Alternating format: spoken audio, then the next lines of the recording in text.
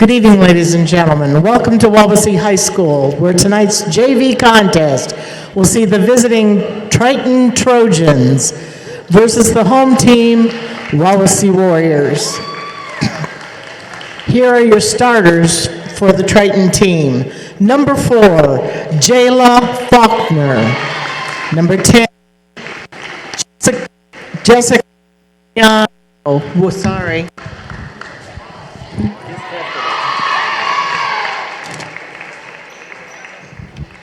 Number 14, Emma Hepler.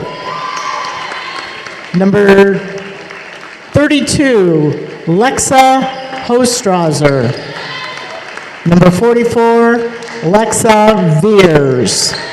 The JV squad is coached by Justina Faulkner. The starters for your Wawasee Lady Warriors tonight are number 12, Abby Steiner. Number 14, Ryan Galloway. Number 20, Morgan Adkins. Number 22, Jadison Rusticek. And number 32, Madison Modern. The JV coach for Wawasee is Trent Beer, assisted by Kylie Rusticek.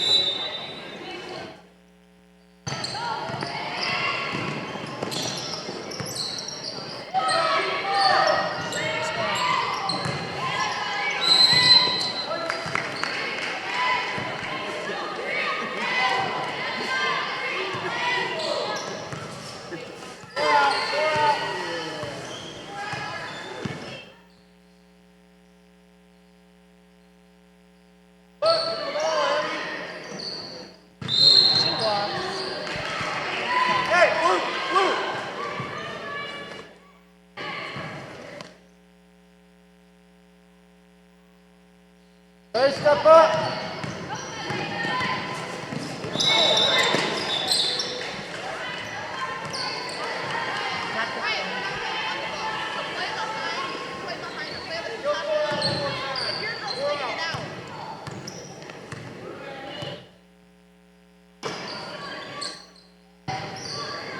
Look in. There you go. Modern for 2.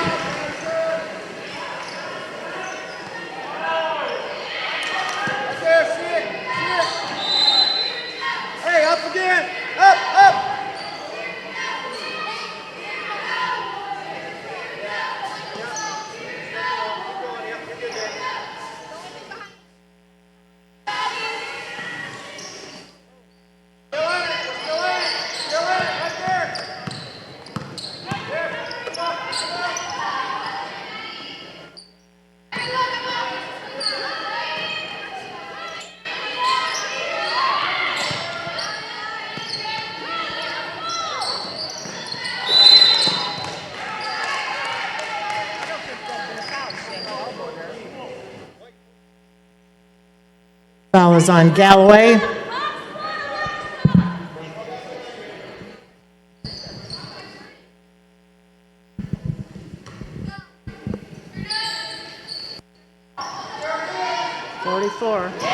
Number 44, Veers.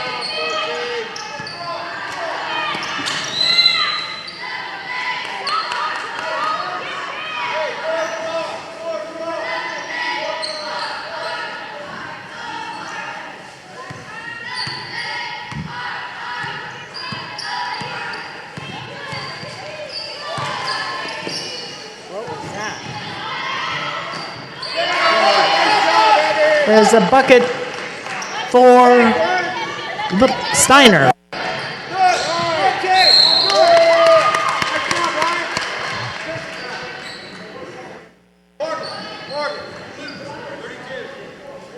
Foul is on Triton's Hostrauser.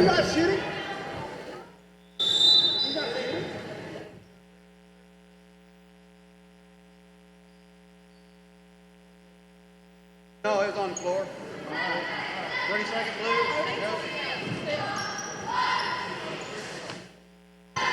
Triton is taking a 30-second timeout.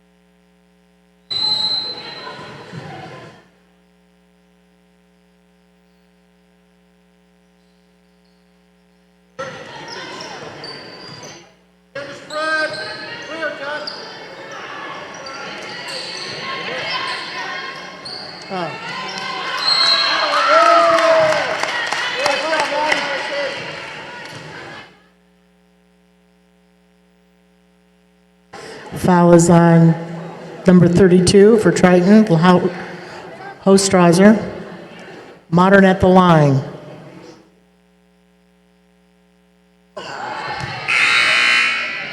Number 24, Abby Veers into the lineup for the Tritons.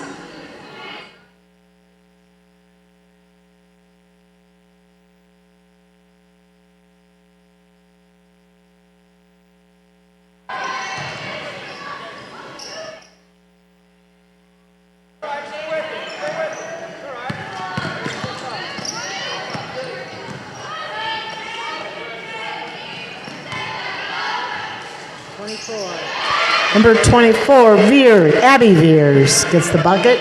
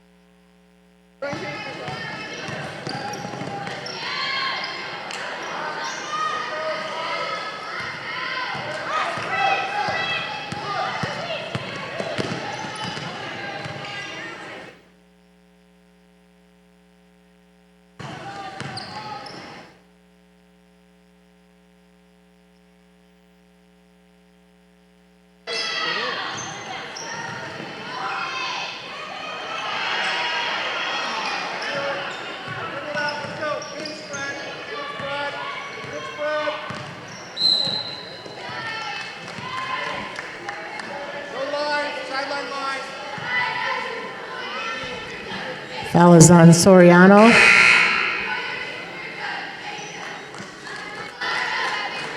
Ella Beasley checking into the Wawasee lineup.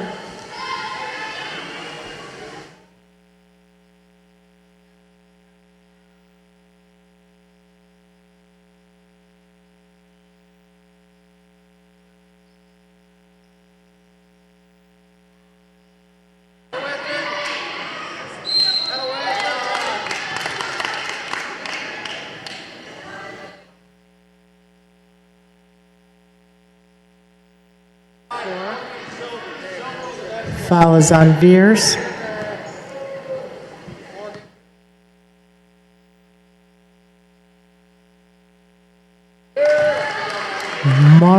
Modern at the line for Wawasee.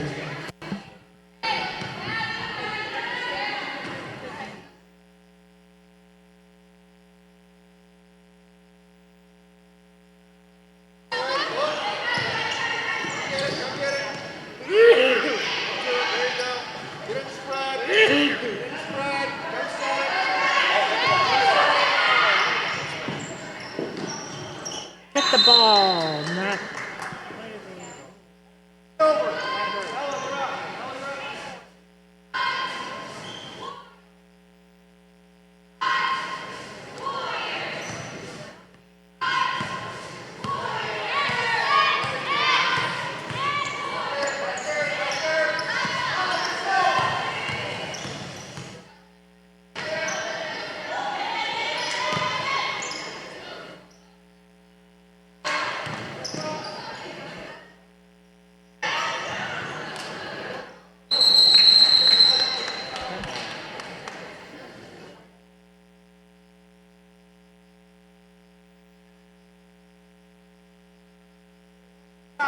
Chicago.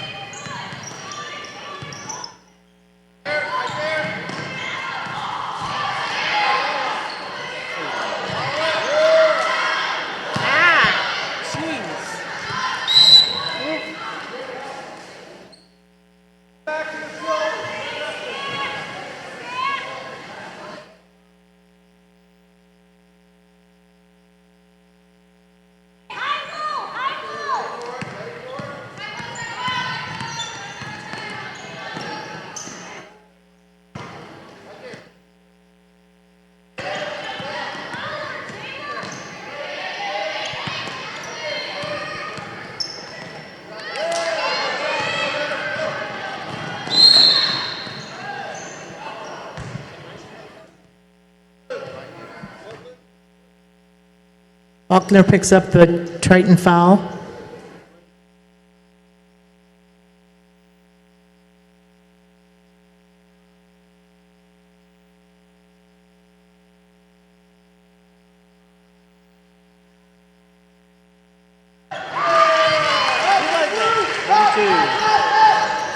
Modern again with the pot. Bucket.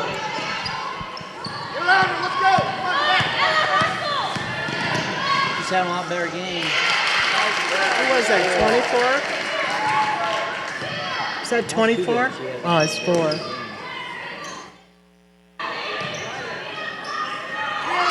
Modern for 2.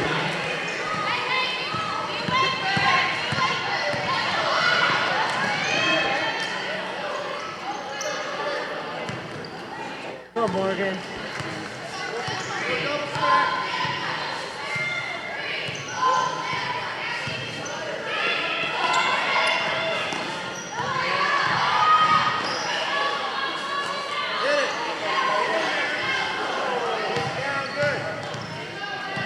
That was a good one.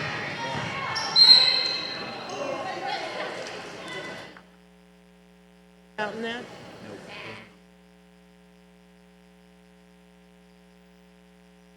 Go down, go down. Foul is on Soriano.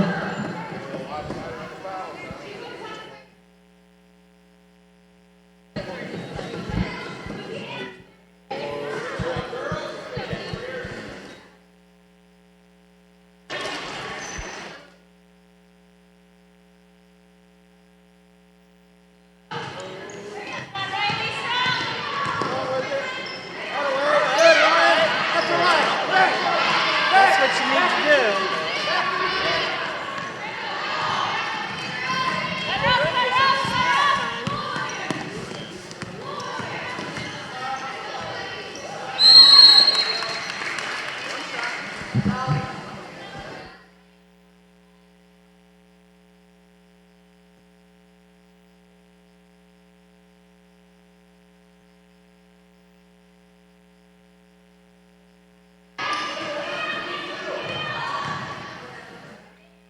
Oh, for heaven's sakes. That's two of those rim outs she's had.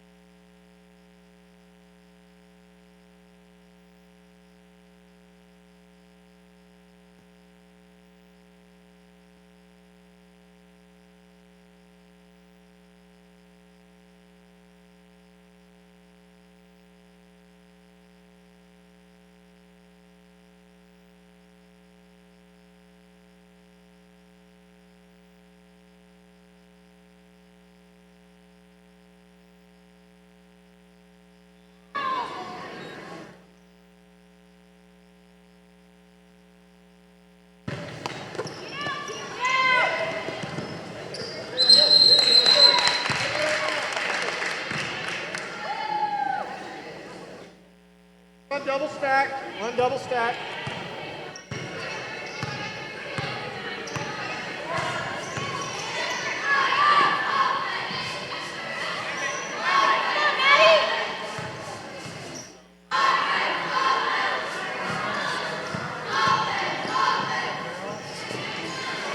Back. Silver, back. Back. Right there.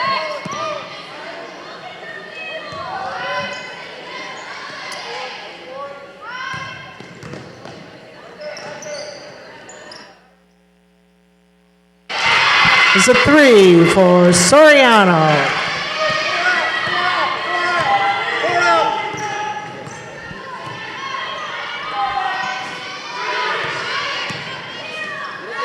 Flash there, Maddie. Flash.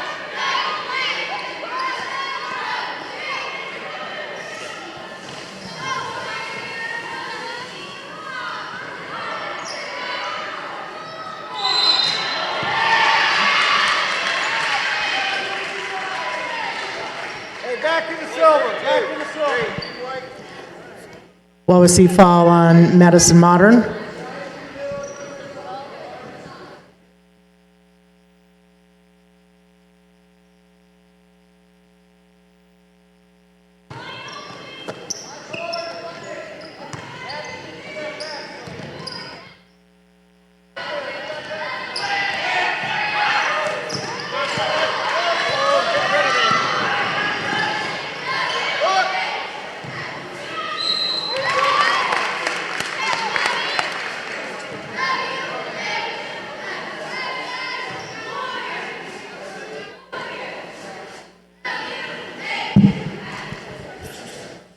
Foul on Triton's Abby Veers. Rostachuk at the foul line.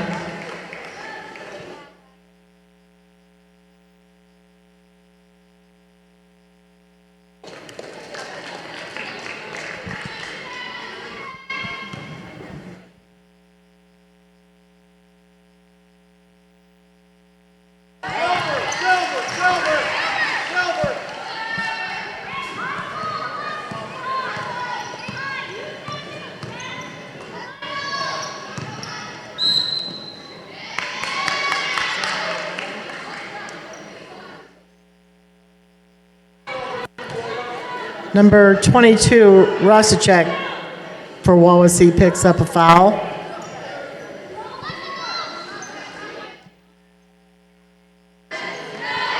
Number 14, Emma Hepler.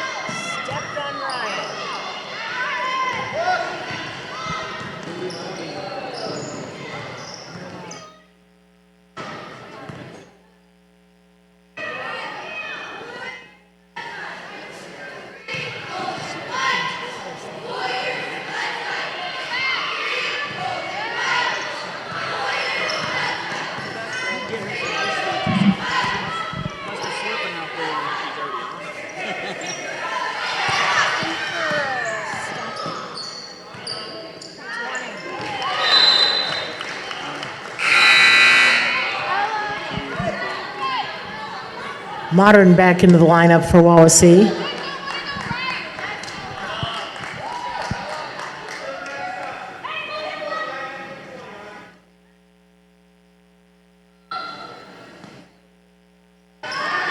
Somebody needs to watch her on those inbound passes. She hit that. It was? I thought it was 14.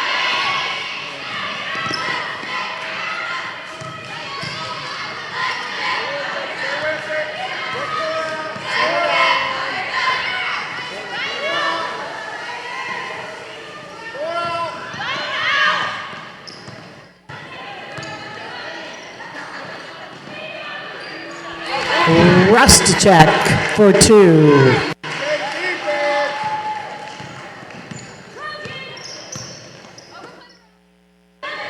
Good game. Yeah.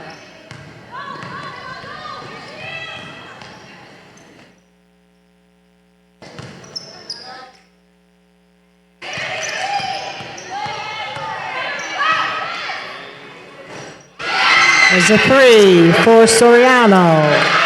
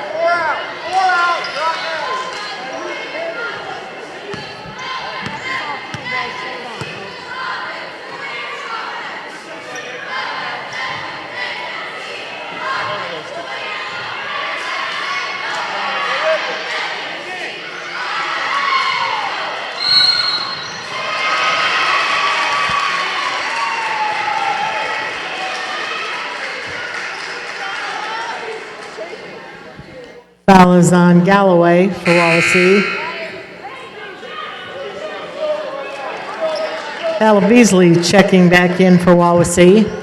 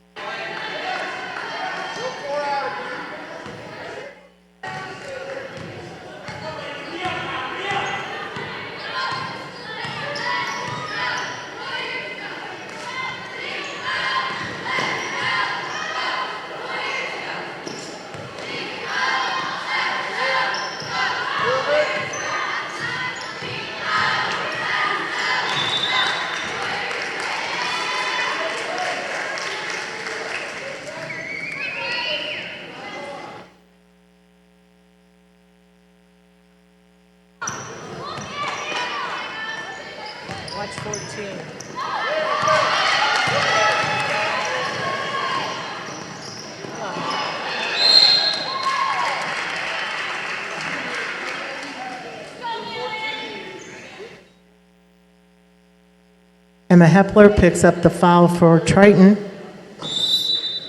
30-second timeout. Blue.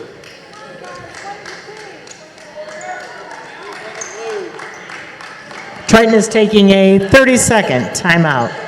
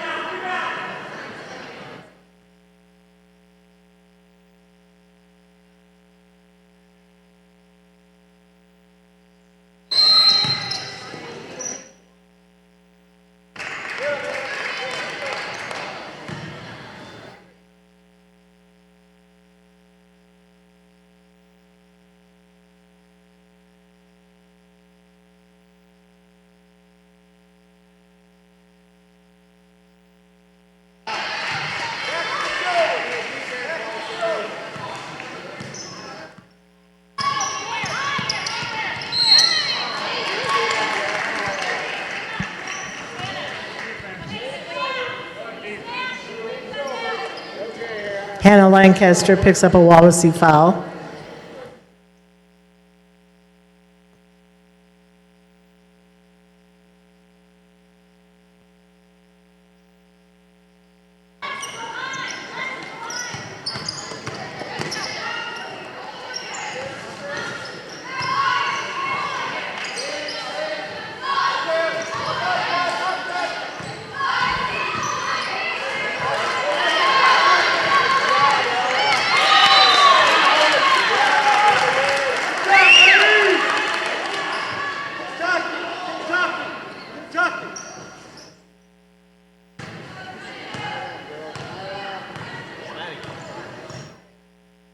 Kentucky, let's go.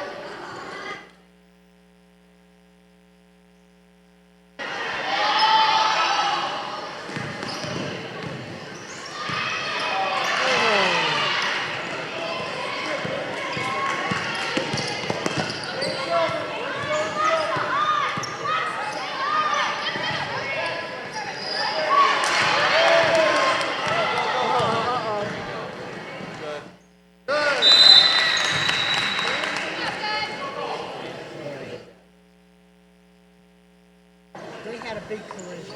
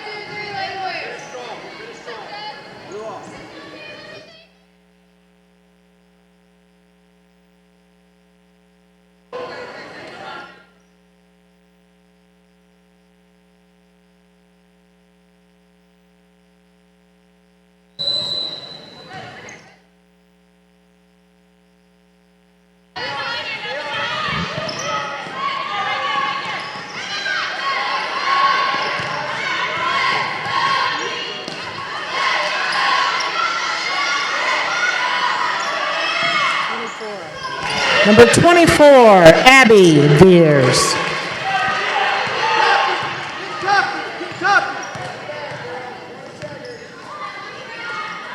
Go up, Ella. Go set it, Ella.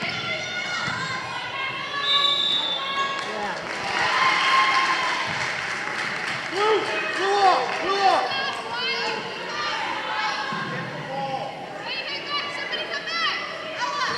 Ella back.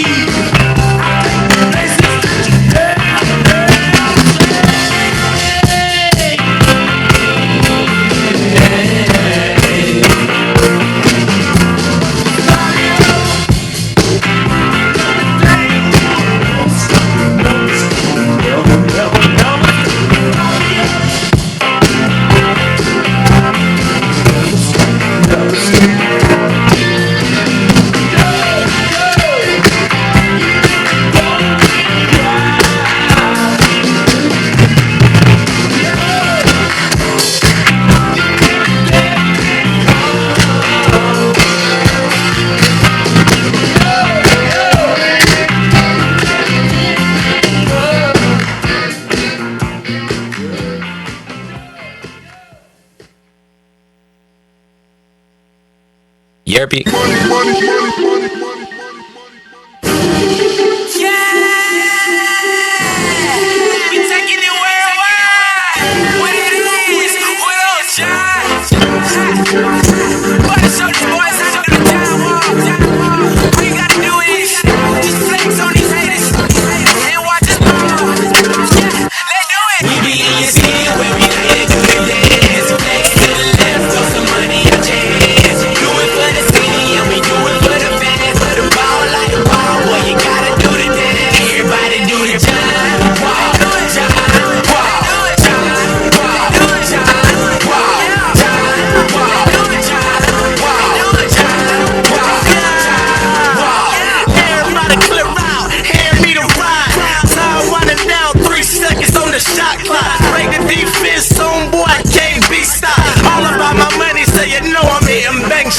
I'm tryna tell them, boy, you can't guard this. Beast on the court, homeboy, I play the hardest. Jump shot stupid, yeah, it's retarded. You can't guard me in the paint, I'm an artist.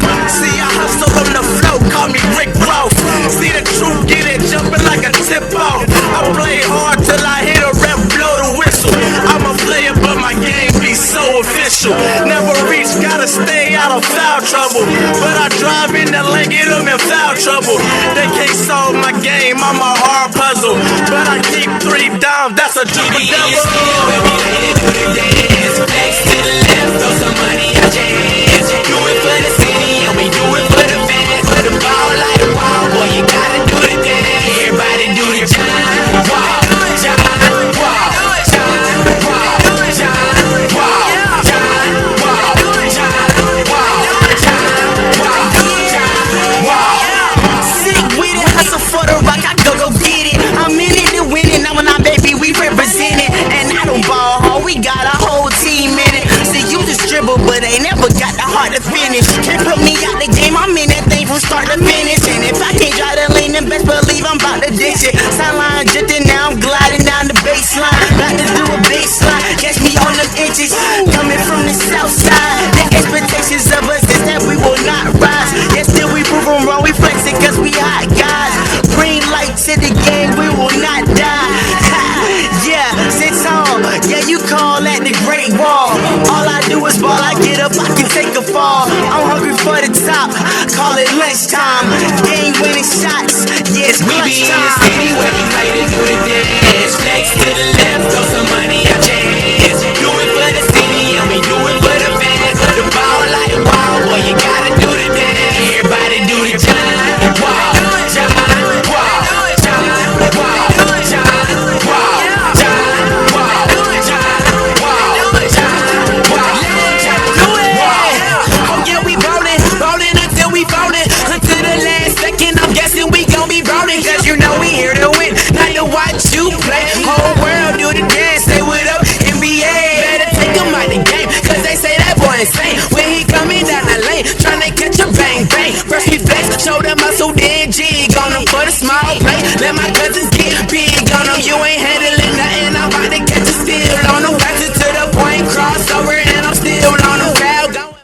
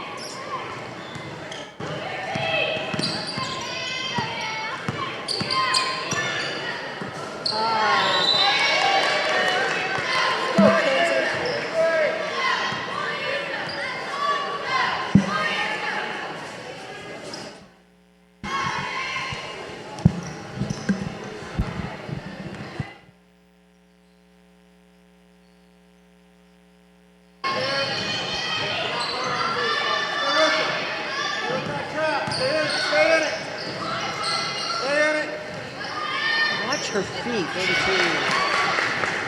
Go, push. Hostrauser, excuse me, with the bucket.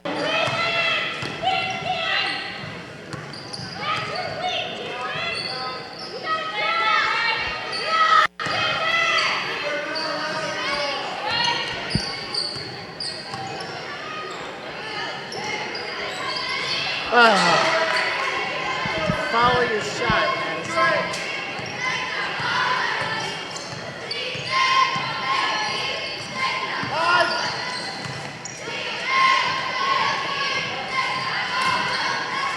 Rotate.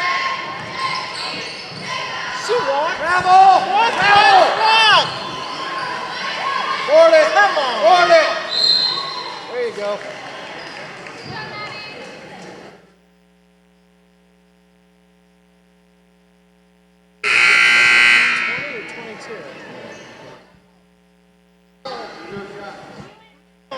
Hey, run Kentucky. Okay.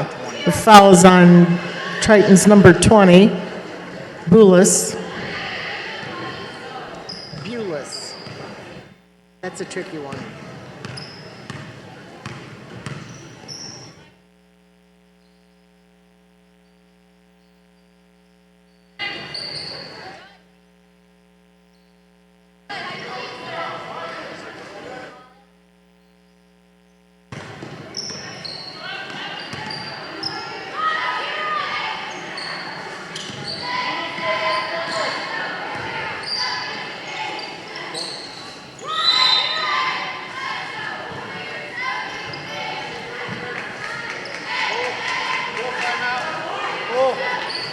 Wait. Wawasee will take a full timeout.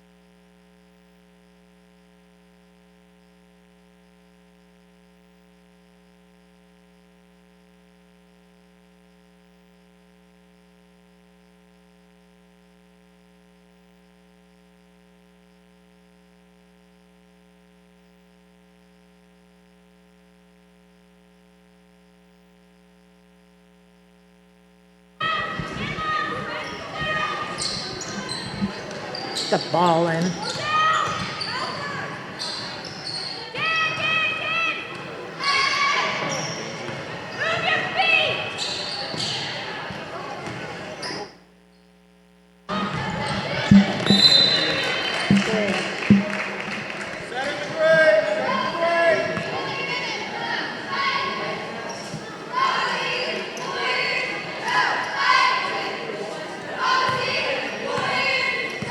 Back on.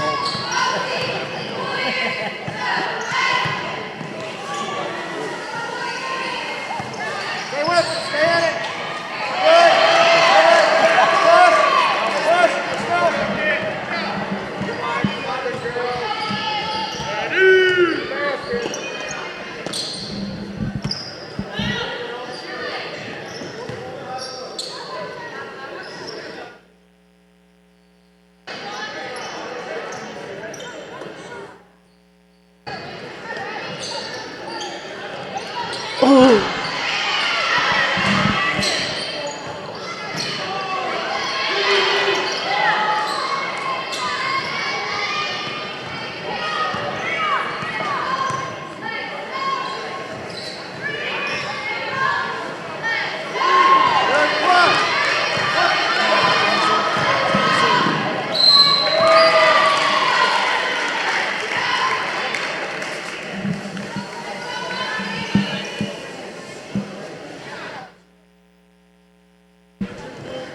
Foul is on 22, Oswald.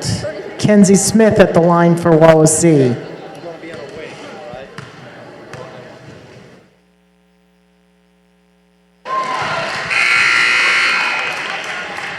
Number 23, Beasley, in for Wawasee. And 14, Hepler back in for Triton.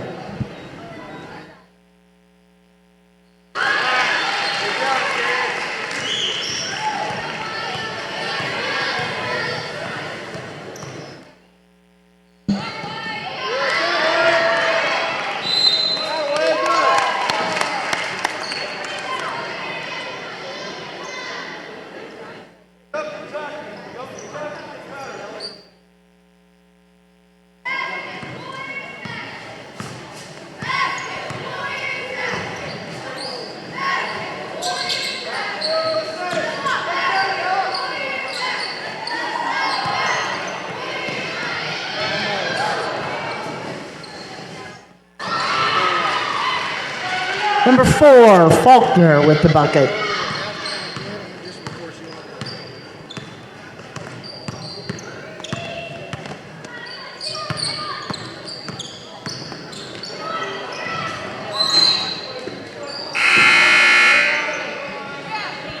Number 20, Boulis.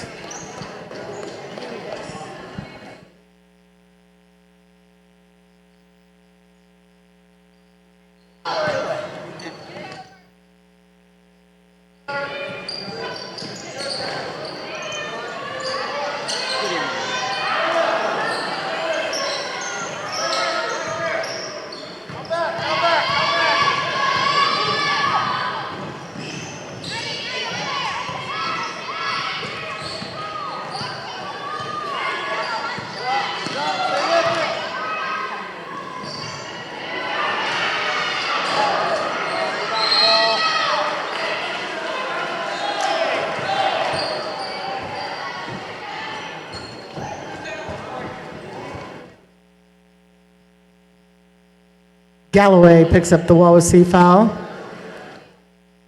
Veers at the line.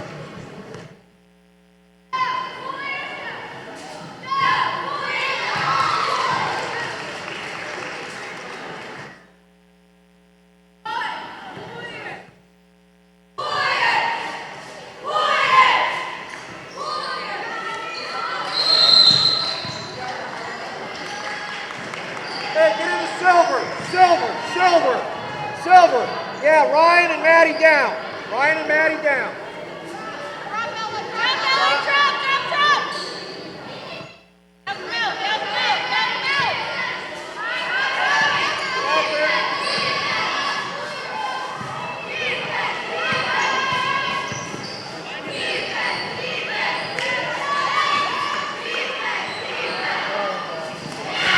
Number 20, Boulis.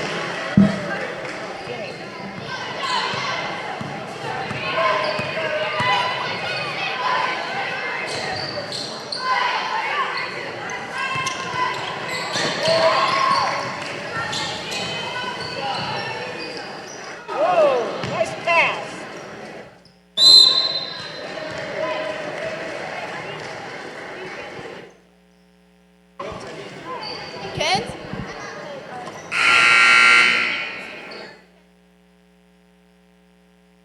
Run silver. Ella up. Jed and Abby on the wings.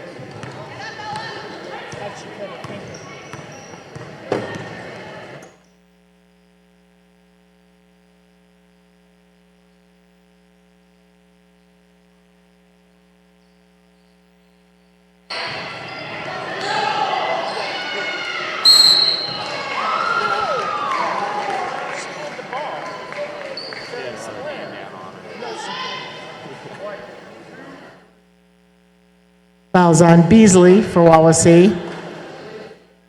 Veers at the line.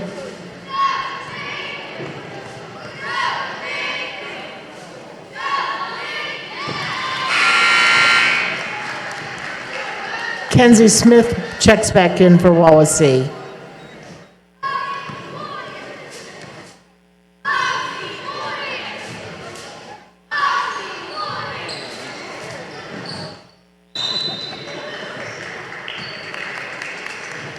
Hey, match up. Green, green.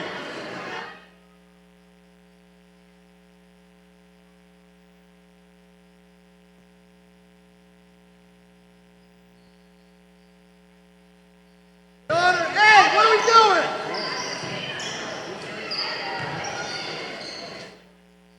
Grab it. Oh, get her off. Thank you. Green. Foul is on Faulkner. 4 out, 4 out, 4 out.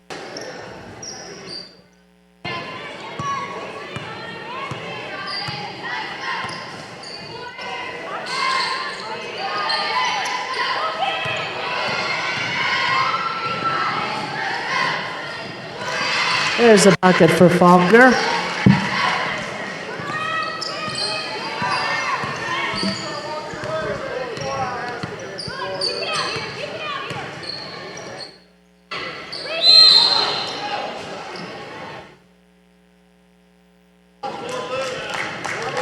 Faulkner picks up the foul.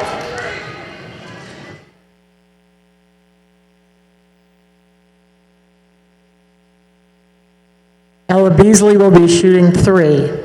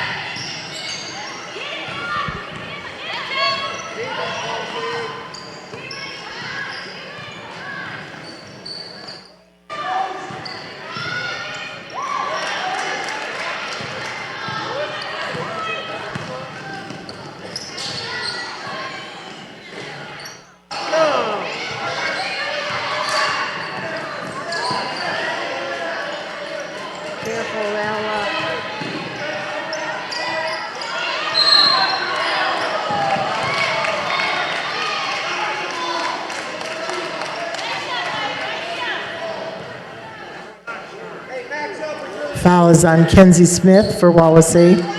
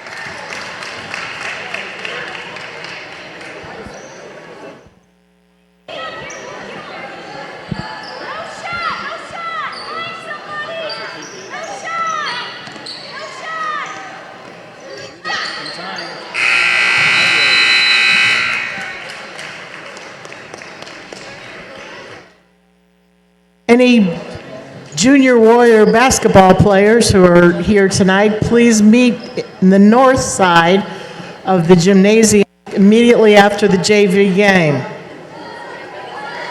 North side.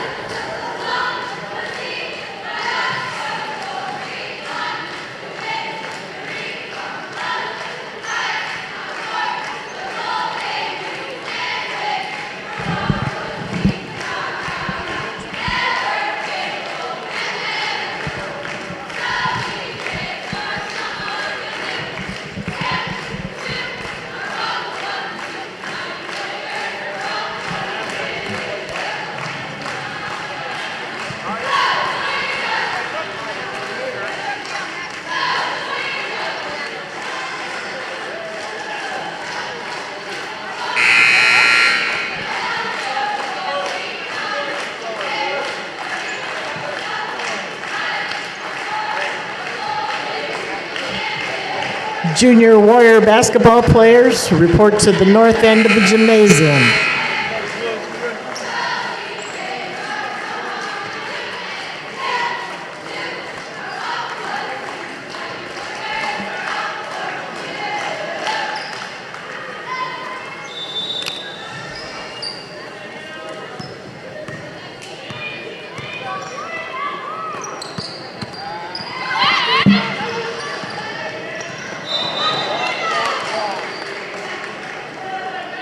Get into Kentucky now. Get into Kentucky now.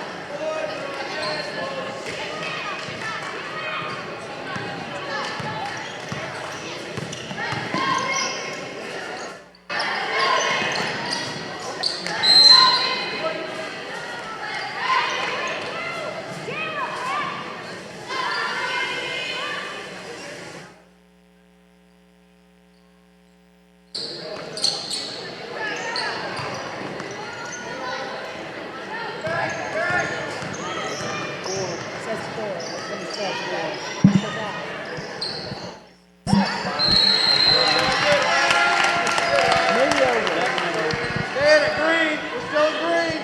We're still in green.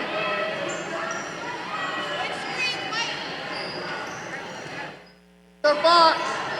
Know what's coming, Maddie.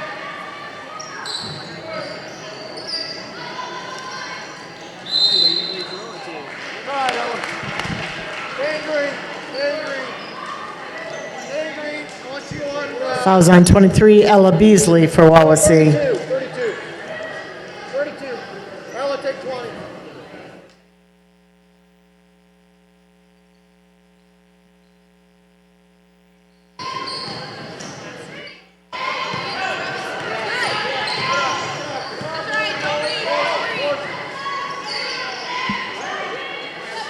Get up on it, up on it.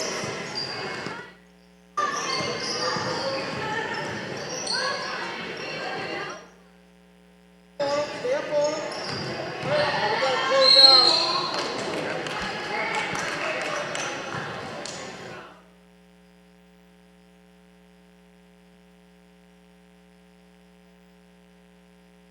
Foul is on number 12, Steiner.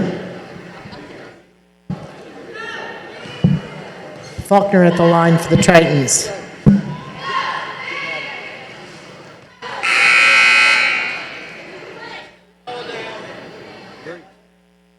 Ruscheck back into the action for Wawasee.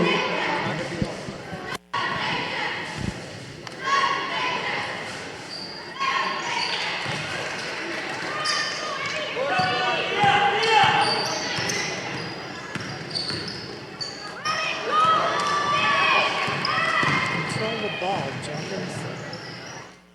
Grab it. Stay with it. Come on.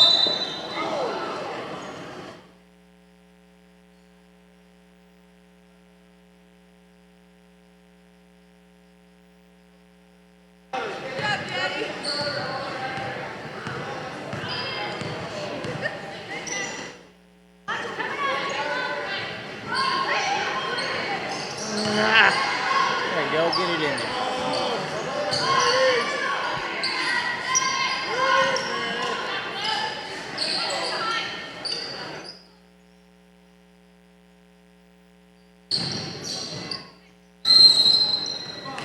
You can't bounce it out of bounds.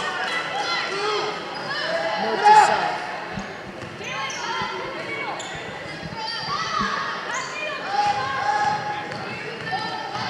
Stop ball.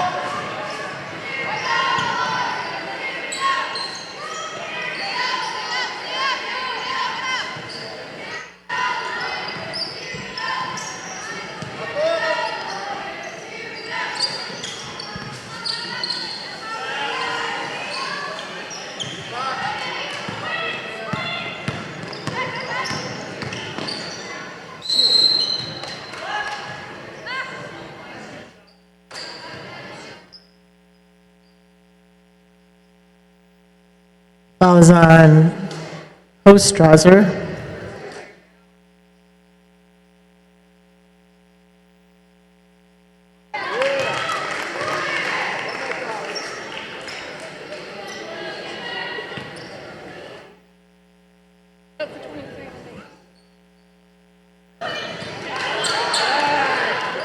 Get in there. Oh.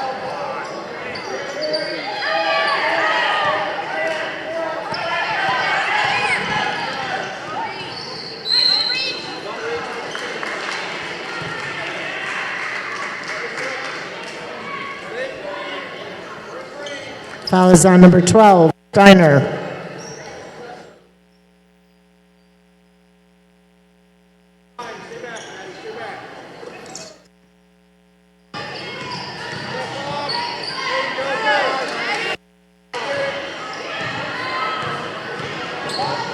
Oh, jeez.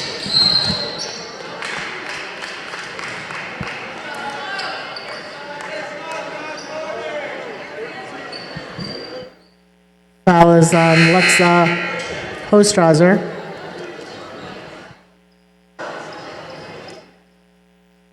Alexa Veers back in for Triton.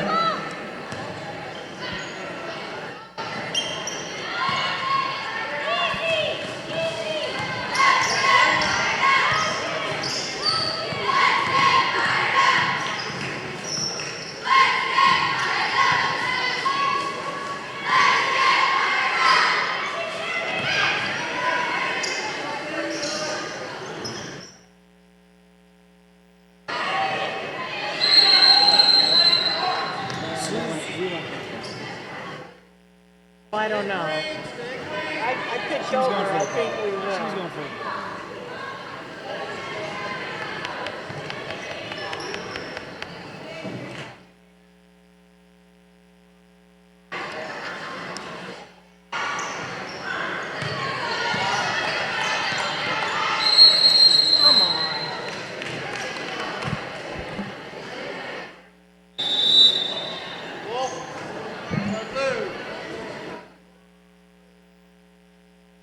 Triton's calling a full timeout.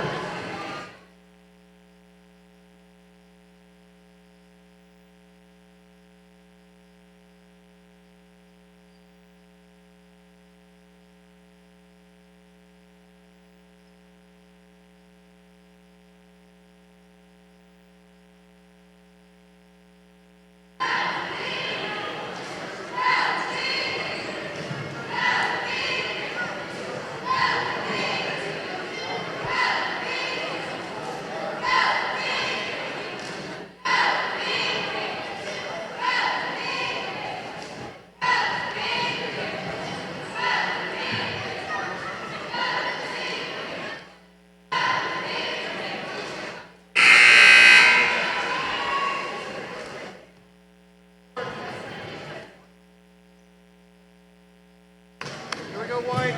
It's surprising.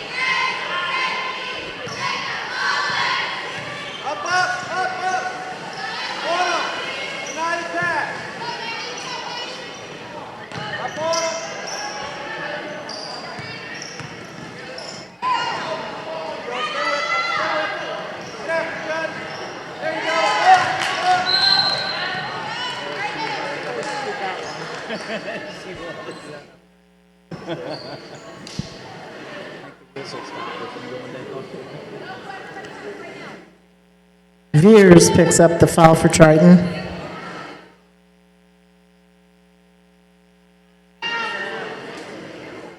Galloway will shoot a 2 and bonus. 1 in bonus.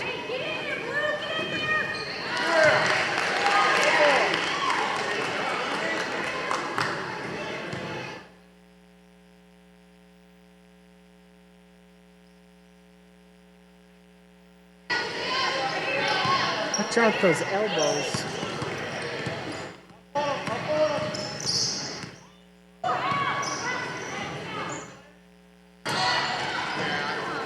Whoa! Have it. Hey, get out of it. Get out of it.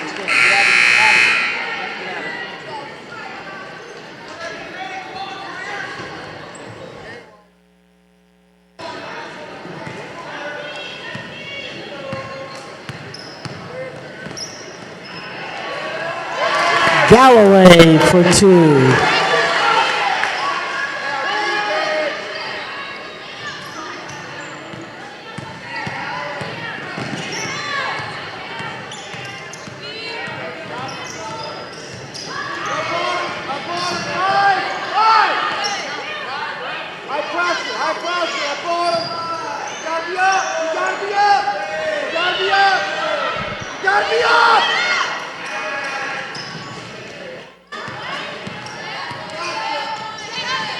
Stay up. Good night.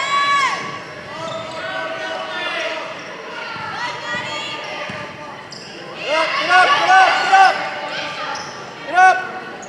Get her. Right there.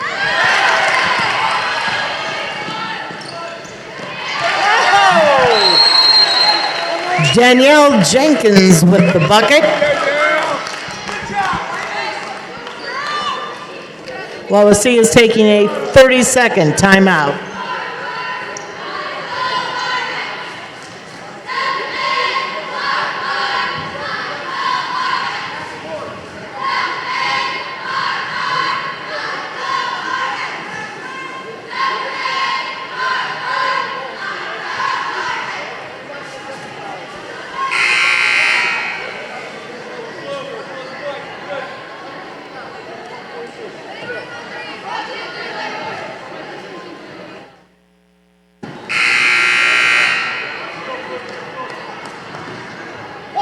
What are we doing?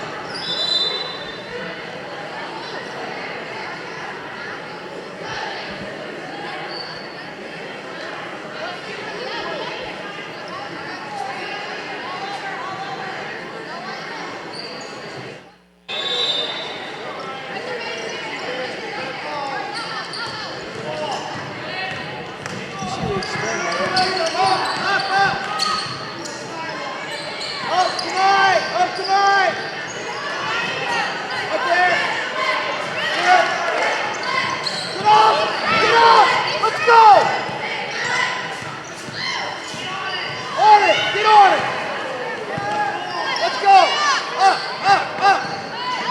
Get the ball! Get the ball! Get up on him! Let's go! You gotta be in the passing lane! Let's go! Get up! Hey, right here! Get him! All right, let's go.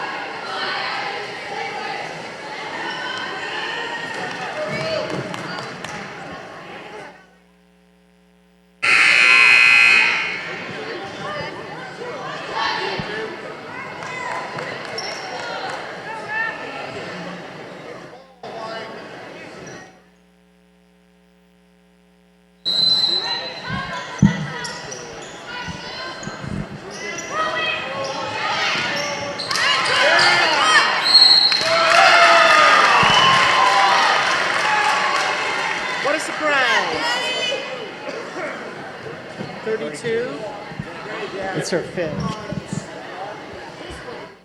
That's 5. Foul is on number 32, Hostrosler. I can't say her name. I hope she's not on varsity. Rosacek at the line.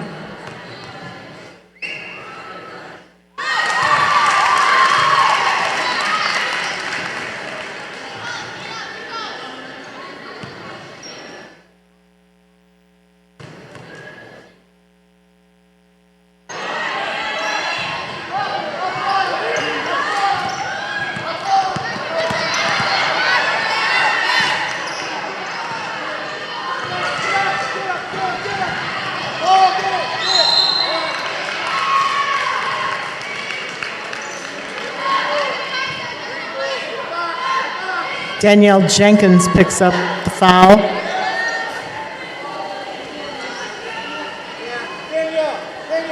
Faulkner at the line for 1 and 1.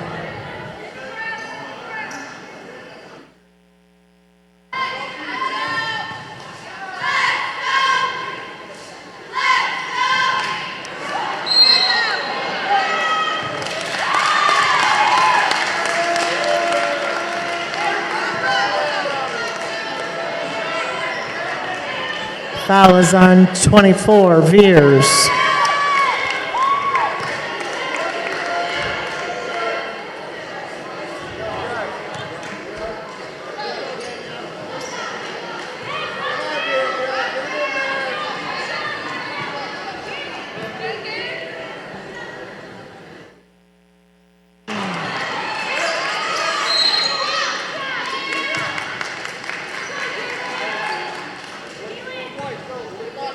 Foul's on Galloway.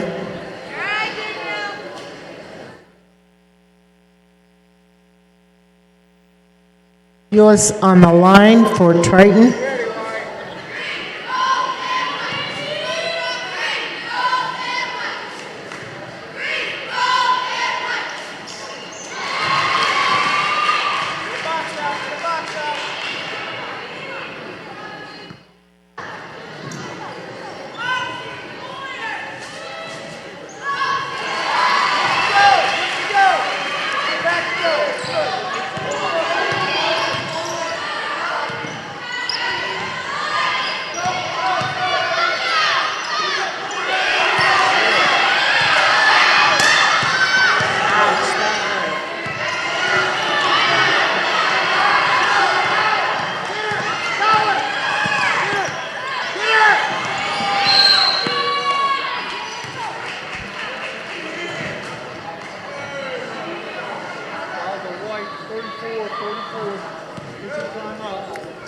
Danielle Jenkins picks up a foul. I think we're going to have an injury timeout.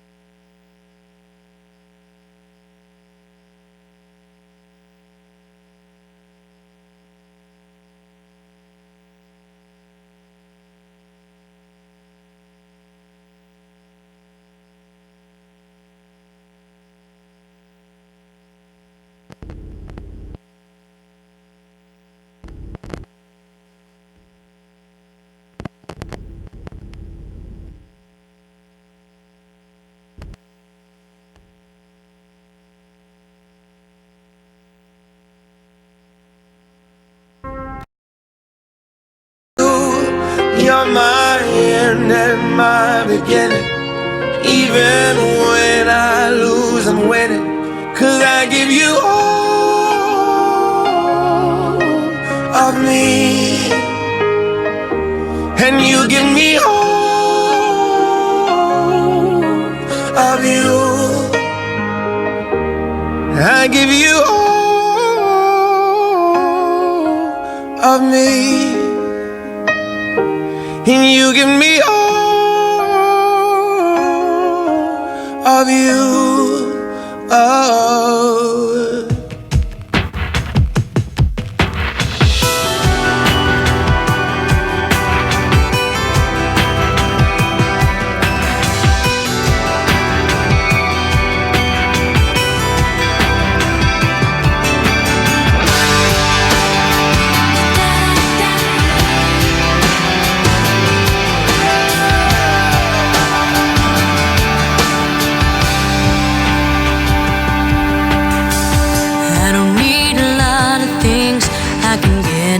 With nothing, with all the blessings life can bring, I've always needed something.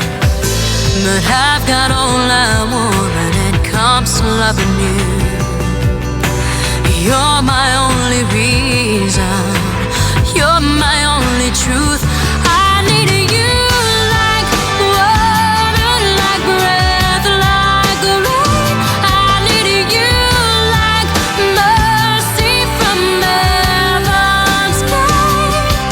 There's a freedom in your arms that carries me through. I need you.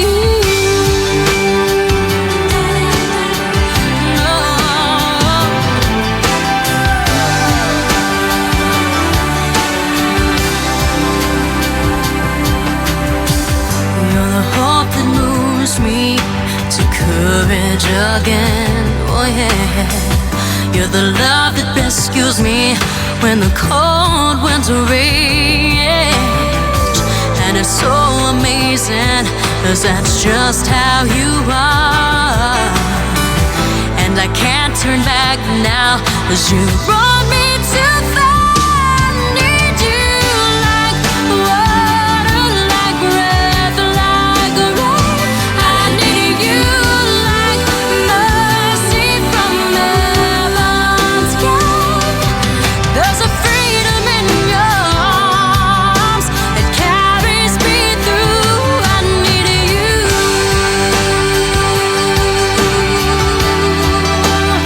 Oh, yes, I do. I need you like water, like breath, like rain. I need you like mercy from heaven's gate. There's a freedom in your arms that carries me through. I need you.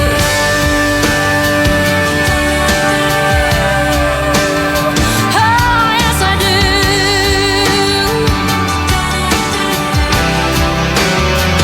I need you.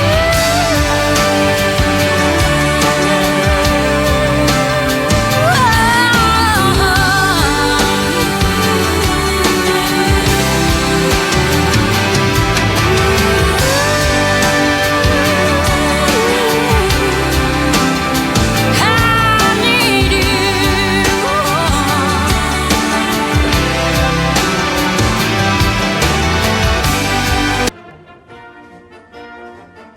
It's time for Wawasee Lady Warrior basketball on 93.7 FM The Mix. Online at themix937.caster.fm and on CPG TV with live video on our YouTube channel. WHS announced with the Warrior Head. Tonight the Lady Warriors will take on Triton. Tonight's broadcast is brought to you in part by Brook Point Inn, Sox Marina, Pilcher's Shoes, Lake City Bank, 1950 Signs and Graphics, Syracuse Pizza Hut, Northern Lakes Realty, Foyle Plumbing, Chubby's Pub and Grub, Wawasee Bowl, and Joe's Ice Cream Supreme. Now let's take you to the Hardwood TP. With tonight's call, here is Michael Shetler and Coach Kim Zolman. Hello, everybody, and welcome to the Hardwood TP down in Syracuse, Indiana, at Wawasee High School for this matchup tonight between the visiting Triton Trojans and your Wawasee Warriors. My name is Andrew Mamone. I am actually filling in for Michael tonight, so sorry for the confusion. But I am here joined by Coach Kim Zolman. Coach, how are you doing today? Oh, good, Andrew. Don't ever apologize for being here and taking his spot. What did he do? He rip his pants after going or something like that? Holy moly! So it's good you're here. We're all set. Yeah, it's really good having both me and Michael for these games, because if one of us can't make it, the other one can fill in for him. So a little wardrobe problem there.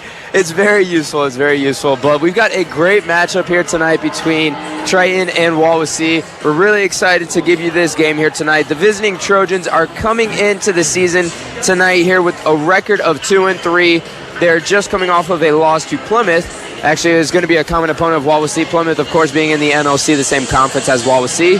Wawasee coming in tonight with an overall record of 3-2, getting a big win last week against Lakeland, and kind of hitting a turning point, Coach. They've had 2 straight victories. It seems like ever since that big loss to Fairfield that they've kind of turned things around and refocused themselves. Well, you don't want to harp on one key point from a season standpoint, but that was one thing that probably was embarrassing, and the girls have been playing a little bit better as far as with a purpose. And you and I have both seen the momentum change when another team makes a run, how Wawasee has been able to withstand that and have a challenge themselves. So that's really been a good thing to see them. Up to this point in the season, it's been game with very little practice in between, and they come fast and furious here at the beginning. And this happens to be one of the stretches that Wawasee has a lot of home games.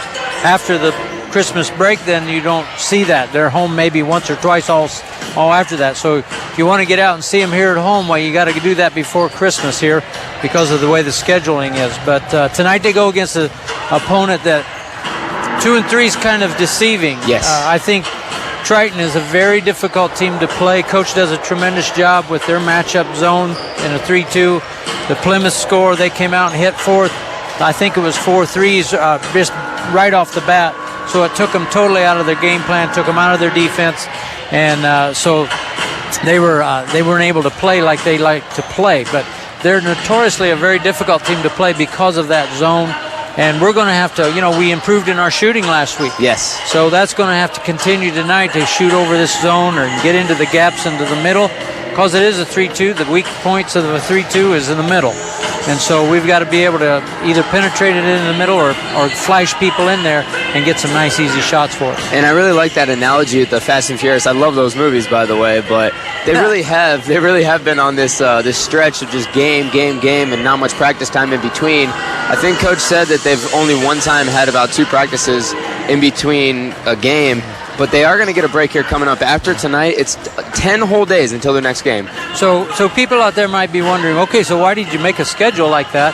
And we can thank the state for that. Yeah. And their infinite wisdom on taking a week away at the end and putting it at the beginning. So athletic directors across the state had to adjust all their schedules. So now you pack the heavy end of your season at the beginning when the kids are still learning, trying to adapt. And so you got a bunch of games, but this next week, Coach was able to change his schedule and not go to the Thanksgiving tournament over at Triton. So it gives him a whole week plus a holiday, which is really nice to get some practice time, maybe put some things in you wanted to put in before Christmas and get better at some things that fundamentally that you want to get better at. So it's a timely thing. This ends kind of a streak, if you Yep. want to call it that, of just game. Now we have a week to be able to get some things taken care of in practice, and then come back and hit it again on the following Tuesday against West Noble. You know, and I think that they're actually at an advantage with all these games at the beginning of the season. I was talking to Coach Carpenter, and he said he'd rather have all these games at the beginning than at the end, because now he gets more time to focus on those conference opponents. He's going to have multiple days of practice in between facing them, and, you know, it seems like at the beginning of the year it was just like game. But they are going to have some practice time, some rest time. He said he was going to take a couple days off during Thanksgiving, but then really focus on them, focus on their game, not just preparing for the other team. So this upcoming break for them is going to be very nice in the standpoint that they're going to be able to relax a little bit, but then also work on them. But having all these games at the beginning of the season has really allowed Carpenter to kind of get a vision into what he's got for the rest of the year, whereas some teams, like Tibby Valley, I'm pretty sure has only played 2 or 3 games so far. They're at a disadvantage because they haven't really seen their girls against very many opponents, where this is Wawasee's 6th game tonight. So I think that they have an advantage of playing so many at the beginning of the season. And that's a good point, to be able to find, every team presents each year a different identity, and these seniors don't want to be really identified from last year's team, and the seniors next year won't really want it. They want to be identified by them, and so it is a good thing to see when you have multiple games. The character of your team, the disposition of your team, the personality of your team really shows with that many games. You're definitely right. Well, we are going to take a quick break. When we come back, we will have our coaches interview, along with starting lineups and much more. So don't go anywhere. We'll be back with more Warrior basketball on 93.7 FM The Mix and CPG TV. Wawasee Warrior basketball on 93.7 FM The Mix and CPG TV is brought to you in part by Brook Point Inn in Syracuse, offering an indoor saltwater pool, romantic getaways, cabin rental, zip line, a weekly yoga and water aerobics class, and facilities for your wedding, private party, or event. Brook Point Inn, just west of Burger King in Syracuse, 574-457-4466, or online at brookpointinn.com. Wawasee Warrior basketball on 93.7 FM The Mix and CPG TV is brought to you in part by Sox Marina, a full-service marina on the east side of Webster Lake, selling new trifecta pontoons, polar craft boats, Mercury, and Tohatsu outboards. Sox Marina can take care of all of your boating storage, sales, and service needs. Online at soxmarina.com or 574-834-2894. Go Warriors! Wawasee Warrior basketball on 93.7 FM The Mix and Warrior TV is brought to you in part by Pilcher Shoes in North Webster. For over 70 years, Pilcher Shoes has helped with hurting feet. They offer Brooks running and walking shoes in all sizes. Open Monday through Saturday from 10 a.m. to 6 p.m. Pilcher Shoes on State Road 13 in North Webster, 574-834-7463, or online at pilchershoes.com. Wawasee Warrior basketball on 93.7 FM The Mix and CPG TV is brought to you in part by Lake City Bank, serving Indiana with 49 offices. We are proud to support all of our Wawasee Warrior teams. Find an office online at lakecitybank.com.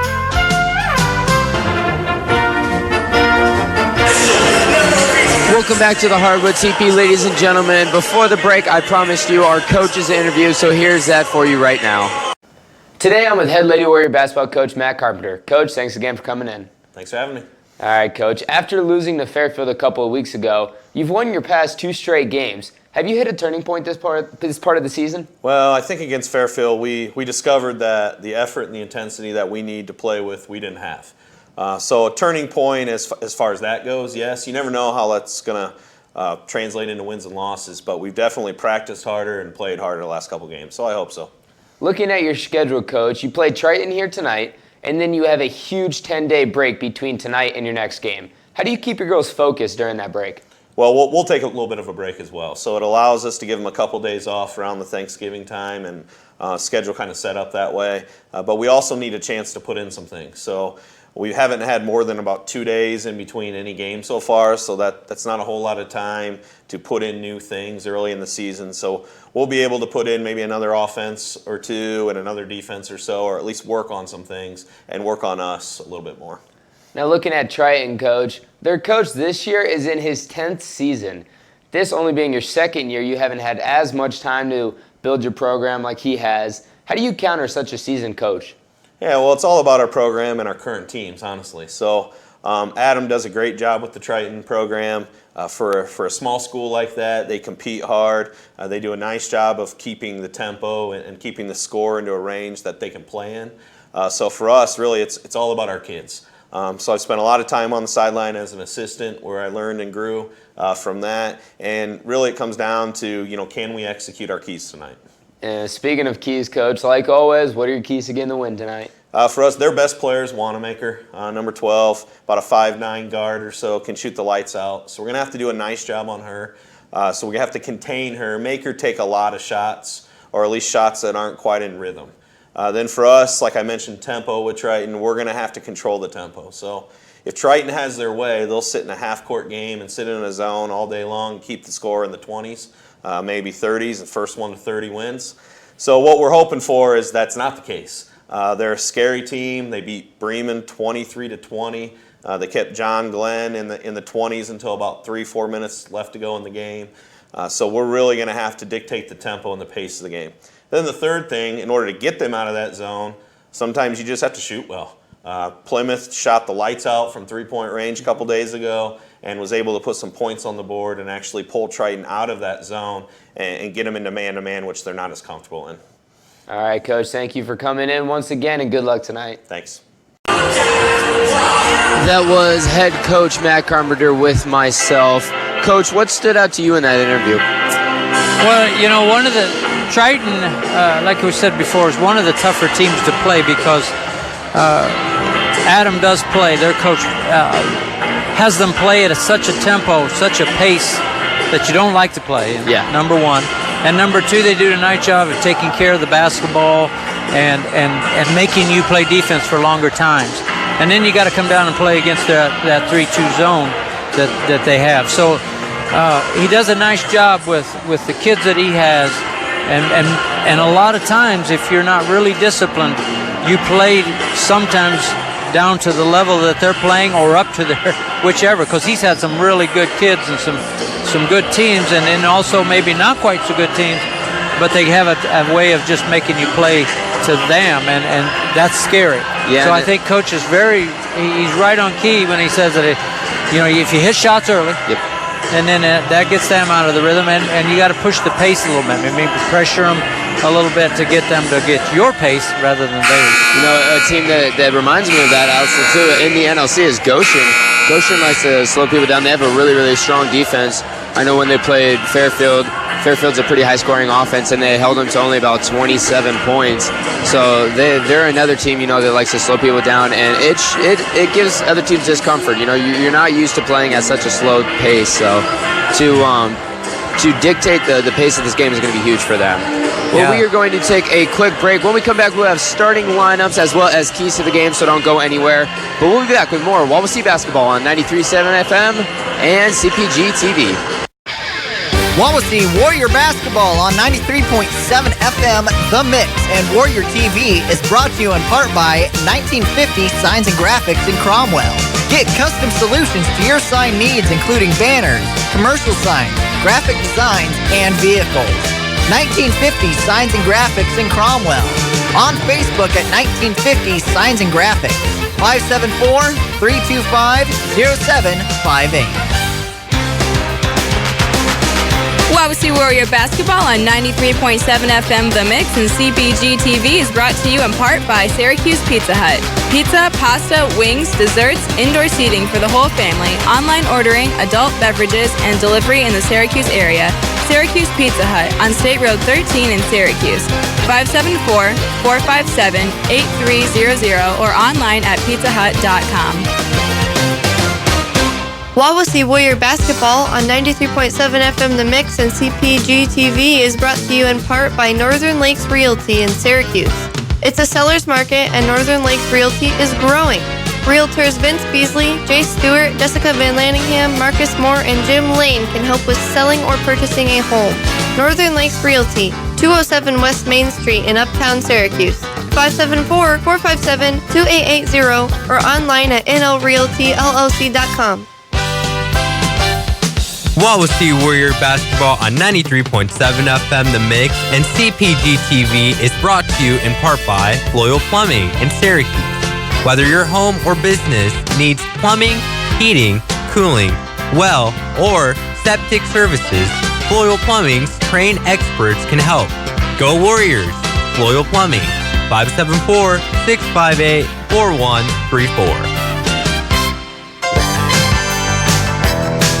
Wawasee Warrior Basketball on 93.7 FM The Mix and CPG TV is brought to you in part by Chubby's Pub and Grub, Wawasee Bowl, and Joe's Ice Cream Supreme in Syracuse. Family bowling, burgers, wings, fries, pizza, daily lunch and dinner specials, and ice cream for dessert. Chubby's Pub and Grub, Wawasee Bowl, and Joe's Ice Cream Supreme on State Road 13 in Syracuse. Proudly supporting our Wawasee Warrior athletes. Serving the communities of Syracuse, North Webster, Milford, and Cromwell, we are 93.7 FM The Mix, WRWTLP Syracuse, a Pathways program. Welcome back to the Hardwood TP, everybody. We are just moments away from the tip-off of this game, but really quick, we are going to have the national anthem for you. Please rise and remove your hats as we hear our national anthem. We're making it to sleep.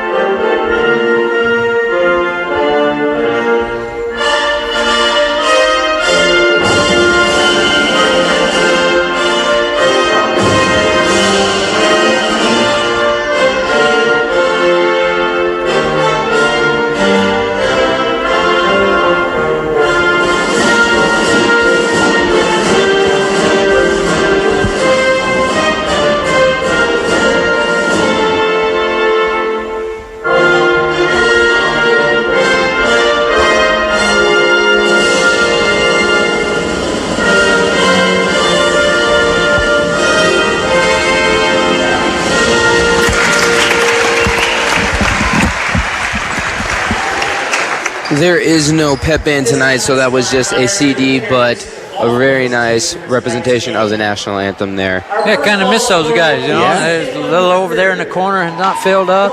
And, so know they're appreciated. Oh, for very sure. Very much so, and they really add to the atmosphere. They really do add to the atmosphere. I mean, the music in this place. This place really does for big games, really gets up there, and people really come out and support. Yeah, especially with all the pontoons and boats out there in the parking lot we've had today.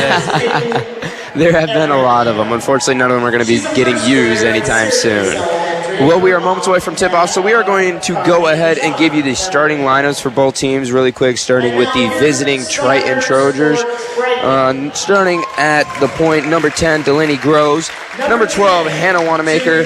Number 14, Whitney Miller. Number 20, Abigail Powell. And number 40, Chelsea Johnson. Now for the home team, the Wawasee Warriors. Not at all changed to the starting lineup here tonight. Senior number 12, Capria Rosicek. Senior number 14, Hannah-Marie Lamley. Junior number 20, Casey Schroeder. Senior number 23, Aubrey Kuhn. And junior number 30, Caitlin Warninger. Coach, what are you expecting from this starting group from Wawasee here tonight? Well, not much different from what we saw last time. I think that just a few more days for Casey's ankle to get healed after going on it for about 3 minutes each quarter. So that was about 12 minutes that she put in the other night on that ankle. So again, I think we're just getting a little bit stronger each time. That was like her first game. So, it's just, I just really think I agree with him. The tempo, he doesn't want the game into the 20s. He doesn't want the game in the 20s. She comes over here and throws that T-shirt every time, doesn't she? Yeah, she's pretty cool. You stole that from her last time. Yeah, Cabria throws up the shirt a couple of times. She's pretty cool. She's a good friend. Good friend. Yep. Well, we gave you the starting lineup, so we have some keys to the game here for you, starting with the home team, Wawasee. Good friend.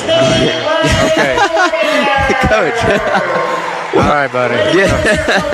Getting back to basketball. Okay, yeah. Starting with the keys of the game for Wawasee. Coach really stressed containing Wanamaker for Triton. Excuse me. She's a senior. She's a leader, and she's definitely going to be the head of this offense. So they really want to contain her. Also, they want to control the tempo. That's actually a key for both teams. Set the pace if you're Triton, but then also control the tempo if you're Wawasee.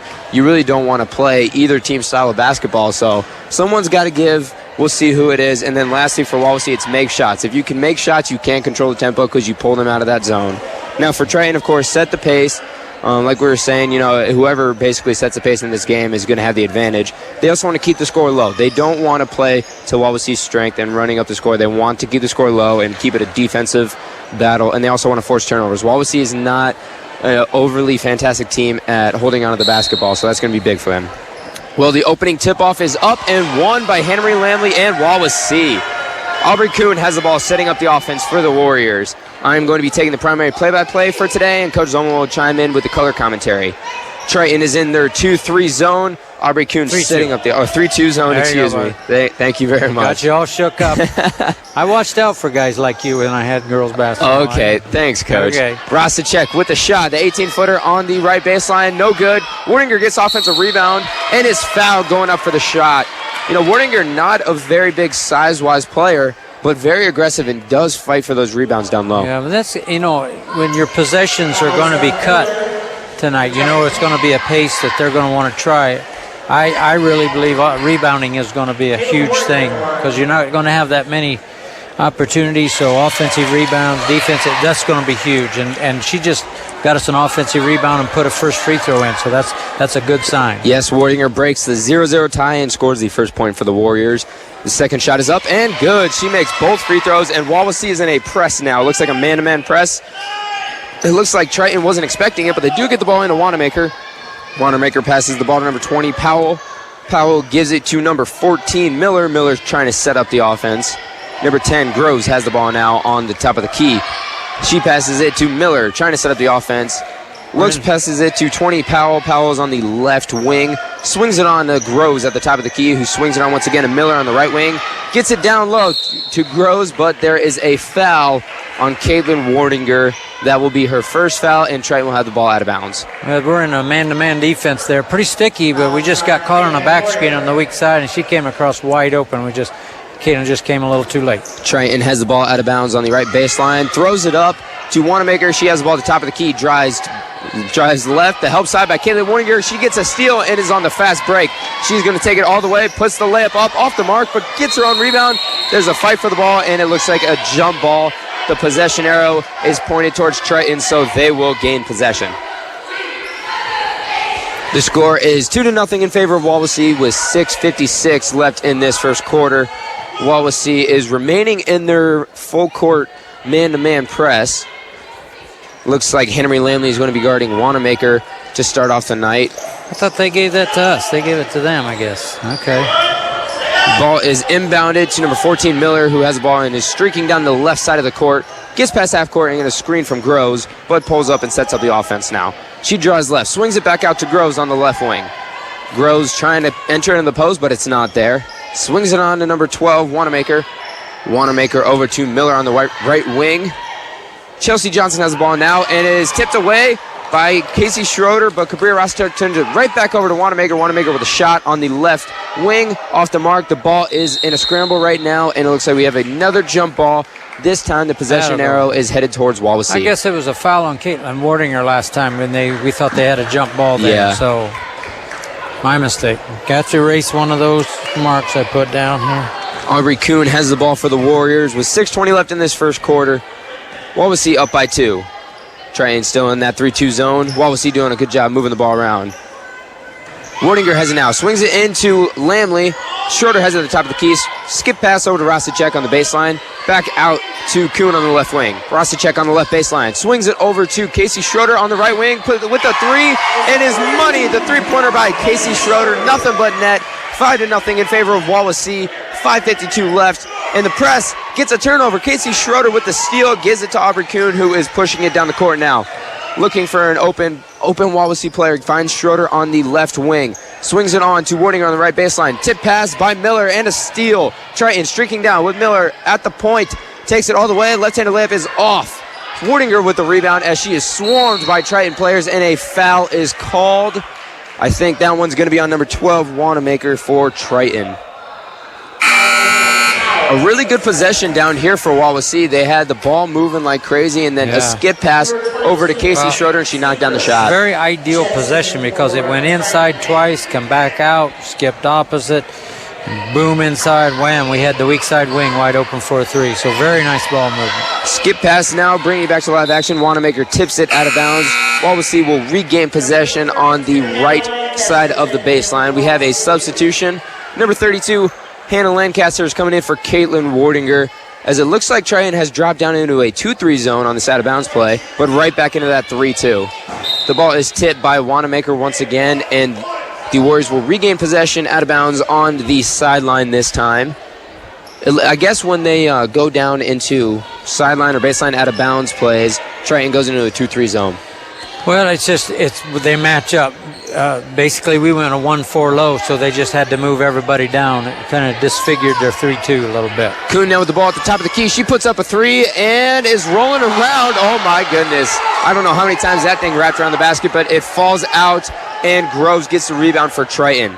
Number 22, Seacrest, for Triton, carries the ball up the court. Number 20, Powell has it now. Swings it on to Seacrest. Seacrest at the top of the key, guarded by Schroeder. Drives left, swings it out to Miller. Miller driving towards the bucket. Swings it back out to Grove. Wanamaker has it now. Swings it over to Powell. Powell has it now, looking for an open teammate. Finds Miller at the top of the key around the three-point arc. Swings it on to Wanamaker, who almost loses it, but regains her dribble. Passes it back on to Seacrest. Seacrest looking for Miller, and a timeout is called by Triton, a full timeout. So we are going to take a quick break. We will have more Wawasee basketball on 93.7 FM The Mix and CPG TV. Wawasee Warrior basketball on 93.7 FM The Mix and CPG TV is brought to you in part by Brook Point Inn in Syracuse, offering an indoor saltwater pool, romantic getaways, cabin rental, zip line, a weekly yoga and water aerobics class, and facilities for your wedding, private party, or event. Brook Point Inn, just west of Burger King in Syracuse. 574-457-4466 or online at brookpointinn.com. Welcome back to the Hardwood CP, ladies and gentlemen. If you're just joining us, this matchup here tonight is between the visiting Triton Trojans and your Wawasee Warriors. Wawasee leads the Trojans 5-0 with 4:27 left in this first quarter. Previously, the Triton head coach called a full timeout to reset up their offense. And Triton has not really had a very good offensive possession here yet. No, not really. And a lot of reversals, a lot of positional basketball from spot to spot, but we're doing a nice job putting some pressure on. And a defensive change by Wawasee. They drop down into a 1-3-1 zone, and they have Groves trapped in the corner, but a foul is called.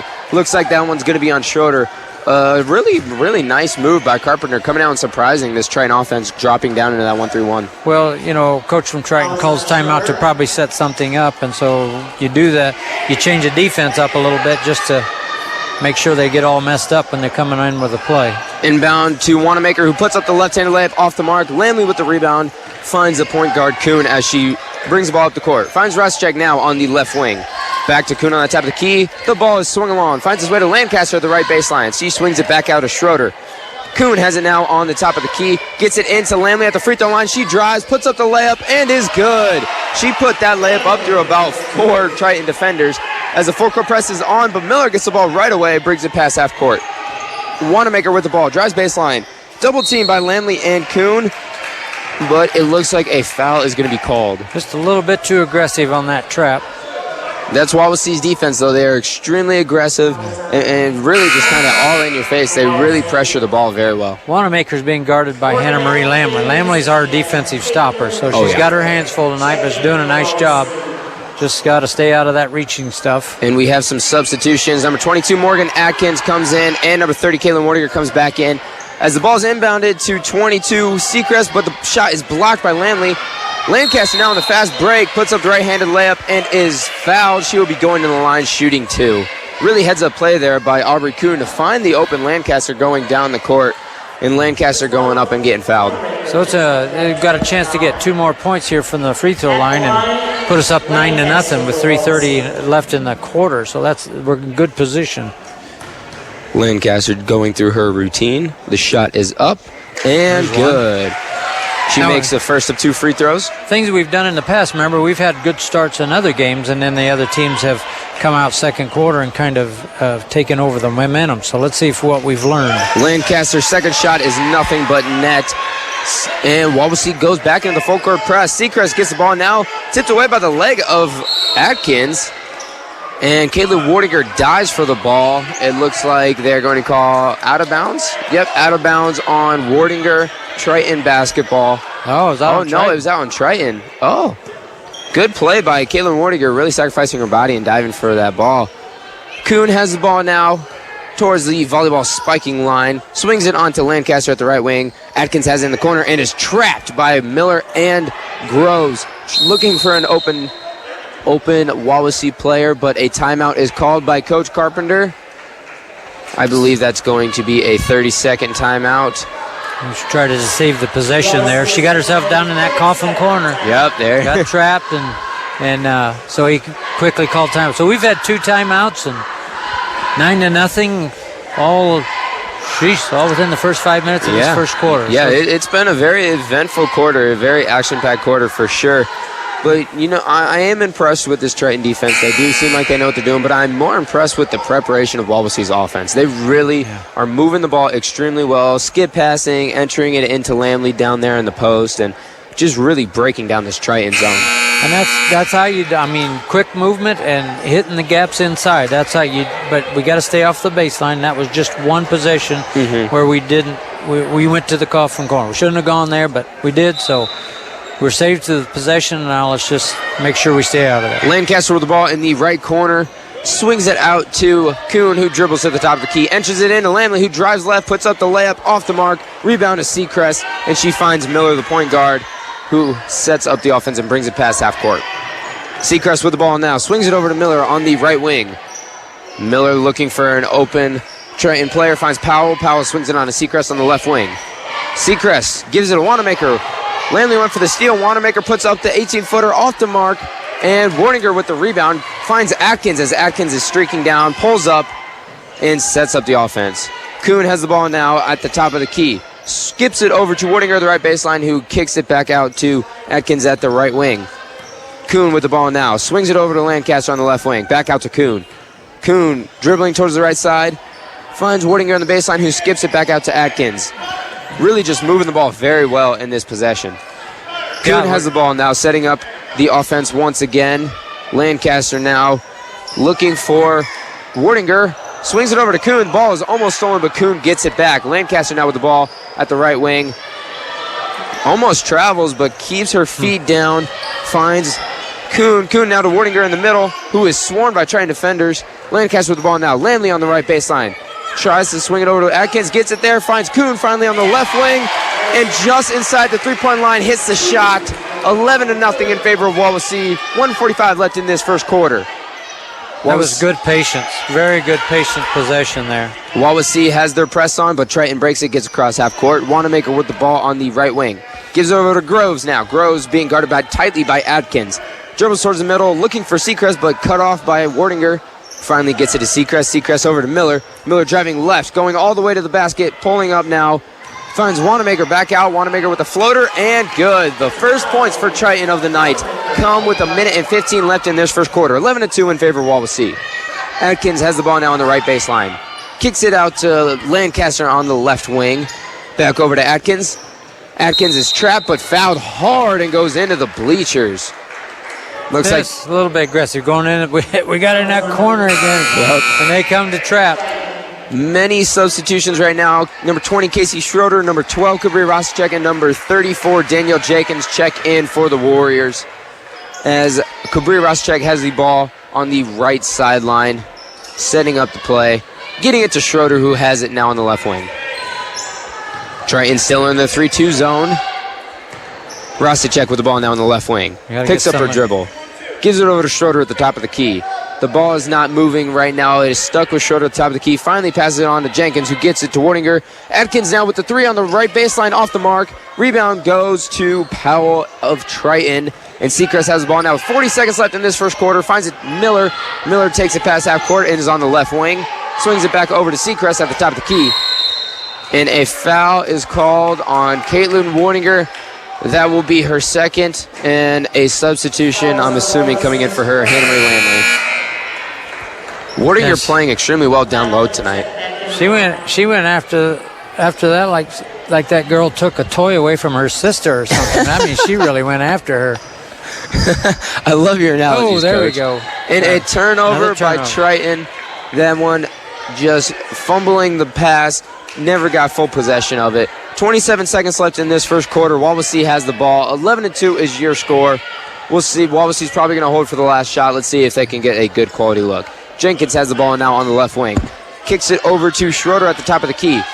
Schroeder commanding the offense. Dribbles right. Kicks it back out to Lamley at the top of the key. Ball is tipped, but finds its way to Atkins in the corner. Gets it down to Rosticek. Rosticek looking out, back to Atkins. 5 seconds left. Atkins with the 3 on the right baseline. And is good.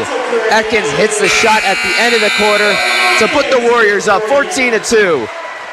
When we return, we will have more first half action of this amazing game so far. We'll be back with more Wawasee basketball on 93.7 FM The Mix and CPG TV.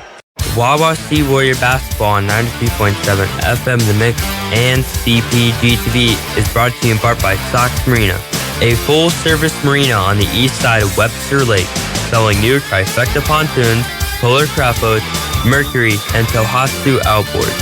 Sox Marina can take care of all of your boating storage, sales, and service needs. Online at soxmarina.com or 574-834-2894. Go Warriors!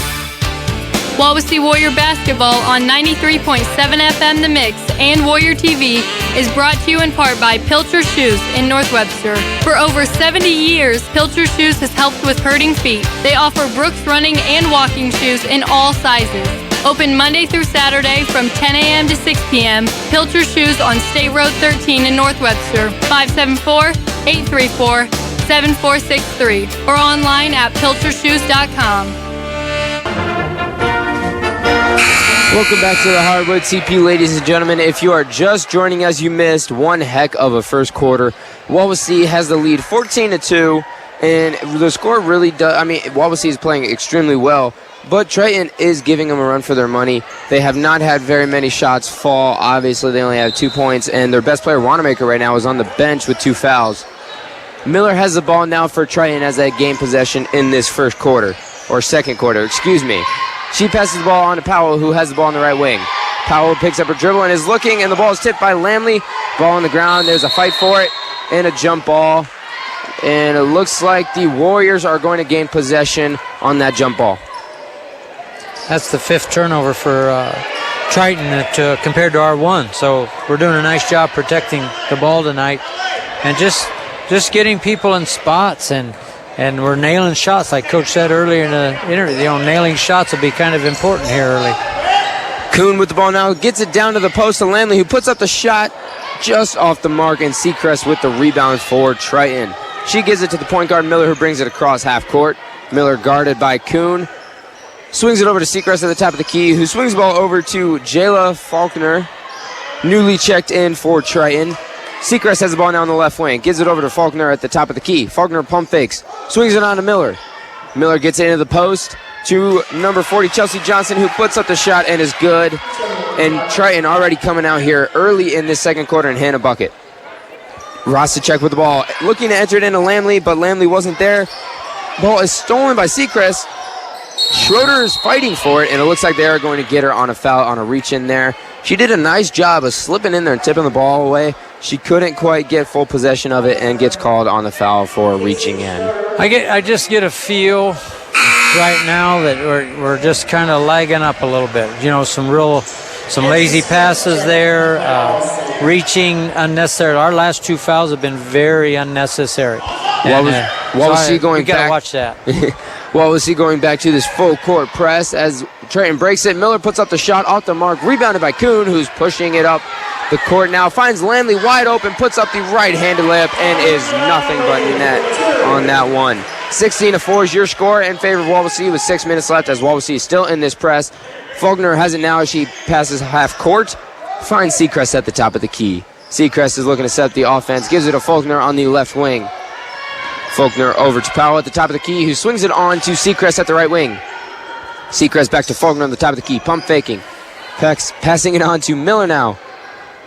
And Johnson with the ball at the top of the key, over to Faulkner on the right wing. Faulkner looking to enter it in, not there. Ball is now swung over to Seacrest on the left wing, who gives it to Powell at the top of the key. Powell drives right, picks up her dribble, swings it back out to Miller. Miller is being counted. Swings the ball on to Faulkner at the left wing, who gives it over to Johnson at the top of the key. Now Powell has it at the right wing. Looking to enter it in the post, not there. Dribbles left. Swings it over to Miller. Miller swings it on to Faulkner at the top of the key. And now Seacrest has the ball at the right wing. Seacrest over to Johnson. You need a drink? I'll go get some coffee and donuts. We'll still be back in this same possession, I think. Powell has the ball now at the right baseline. Kicks it out to Seacrest. Seacrest over to Miller. Miller driving right, putting up the shot, and is good. A very patient possession right there by Triton.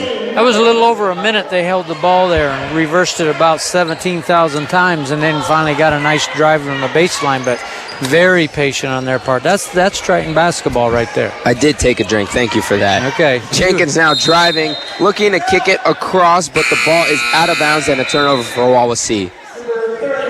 That was a long possession, buddy. You talked for over a minute there. Yeah, that was a long time. Triton made me work on that possession. But we came down, we drove baseline, stepped out of bounds. We got a turnover here, so it's going to be Triton ball. So we're going to play some defense again. Wawasee still in this full court pressure. Faulkner with the ball, swings it on to Seacrest. Still has not crossed half court yet. The ball is thrown away and goes out of bounds. Wawasee will take over. So I believe that is the second or third turnover that this press has caused Triton already. Yeah, that's good pressure up front without reaching and cause some trouble for them. Kind of get it back into our possession again. Smith with the ball now on the right wing. Dribbles over to the top of the key, who kicks the ball on to Kuhn. Kuhn with the screen now from Jenkins, who doesn't even make contact. The ball is now with Smith, who kicks it back out to Kuhn. Kuhn now being guarded by Faulkner. It looks like the double team's coming. She finds Landley open. Jenkins now on the left baseline, puts up the 18-footer and is good. Jenkins' first points of the game. 18-6, your score in favor of Wawasee. 4:30 left in this second quarter. Miller now breaking the press all by herself, looking to go all the way, but is off Kuhn and out of bounds. Triton will take over possession. I really liked that last possession because Hannah Marie drove. The time before she had 3 people on, tried to put it up, and this time drew the same 3, but kicked it out to Danielle for a nice, easy 2. And it looks like a turnover by Triton. I believe they're going to call a foul on Johnson on the out of bounds play there. So another turnover. Wawasee will take over possession. And Triton is going into a man-to-man defense now. Wow. Yep, they were in that last time, a little bit different. Jenkins now left baseline 3 off the mark, rebounded by Johnson. Johnson finds Miller. Miller now guarded full court by Kuhn. She does break half court though. Setting up the offense now for Triton. Seacrest has the ball on the left wing, looking to enter the post to Johnson. Swings it back out to number 32, Hostreyer. The shot is up and off the mark, and a foul. I believe that one's going to be on number 4, Faulkner. And Wawasee will gain possession.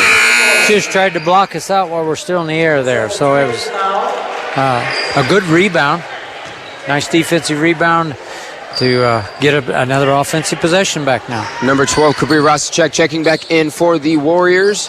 Kuhn dribbling past half court now. Gets a screen from Rostacek on the right wing. Looking for Jenkins, but turns the ball over. Is tipped by Miller, and Triton now has the ball. Miller with the ball on the left wing. Swings it over to Seacrest at the top of the key. Seacrest over to Faulkner on the right wing. Faulkner enters into the post to Hostreyer, and she loses possession of the ball as it goes out of bounds. Wawasee will regain possession. 18-6, your score with 3:28 left in this first half. I like the way Triton does a really nice job of entering the ball in the post. That time they passed it away from the defense. The post person just couldn't just couldn't catch it. And a turnover there by Wawasee. Lancaster, looks like she took too many steps there before she dribbled the basketball. They're going to call a travel on her, and we return the favor with a turnover. We don't want to get in that again, do we? No, we do not want to get into each other going back and forth, turning the ball over. Yep, there it is, a travel. We're going back and forth again, Coach. Yeah, I'm not sure that one was there, but Triton with the turnover now. Wawasee gets the ball back on the right sideline. it was kind of an awkward looking step, so that kind of fools you sometimes. Yeah. But I think she was, whatever, that's good for us. I mean, you need those home. We can't be biased. We can't be biased. You need those home court. Jenkins now with the ball, dribbling all the way in the post, and another travel. 3 travels in a row, 2 by the Warriors and 1 by Triton. They're just turning the ball over left and right here. Let's see if Triton can get a good possession as Wawasee is still in their full-court press, man-to-man press. Miller has the ball now. Guarded by Jenkins. They're swinging the ball back and forth, still have not passed half-court yet. Faulkner has it as she finally passes half-court, dribbling all the way down, looking for Hostreyer down there. The ball is tipped away by Lamley, and it is going to be last touch by Lamley, I believe. Yep, the referees collaborated on that one. Last touch by Lamley, and Triton will have the ball out of bounds. Faulkner gets it over to Seacrest at the top of the key. Seacrest now back over to Faulkner at the left wing. Faulkner dribbles out and looks to set up the offense. Johnson has it now at the top of the key, guarded tightly by Rosicek. Faulkner over to Seacrest on the right wing. Hostreyer posting up Lamley. Looking for the ball, can't get it entered in. Miller has the ball now on the left wing. Over to Hostreyer at the top of the key. Hostreyer picks up her dribble, gives it over to Faulkner on the right wing. Faulkner looking into Johnson, not there. Swings it back out to Miller. Miller over to Seacrest on the left wing. Over to Johnson at the top of the key. Johnson now to Miller at the right wing. She dribbles, and the ball is tipped away by Kuhn, and there's going to be a jump ball. Great defense there by Kuhn as she got a hand in there on the Miller crossover to tip it away. Possession arrow looks like it is going to stay with Triton.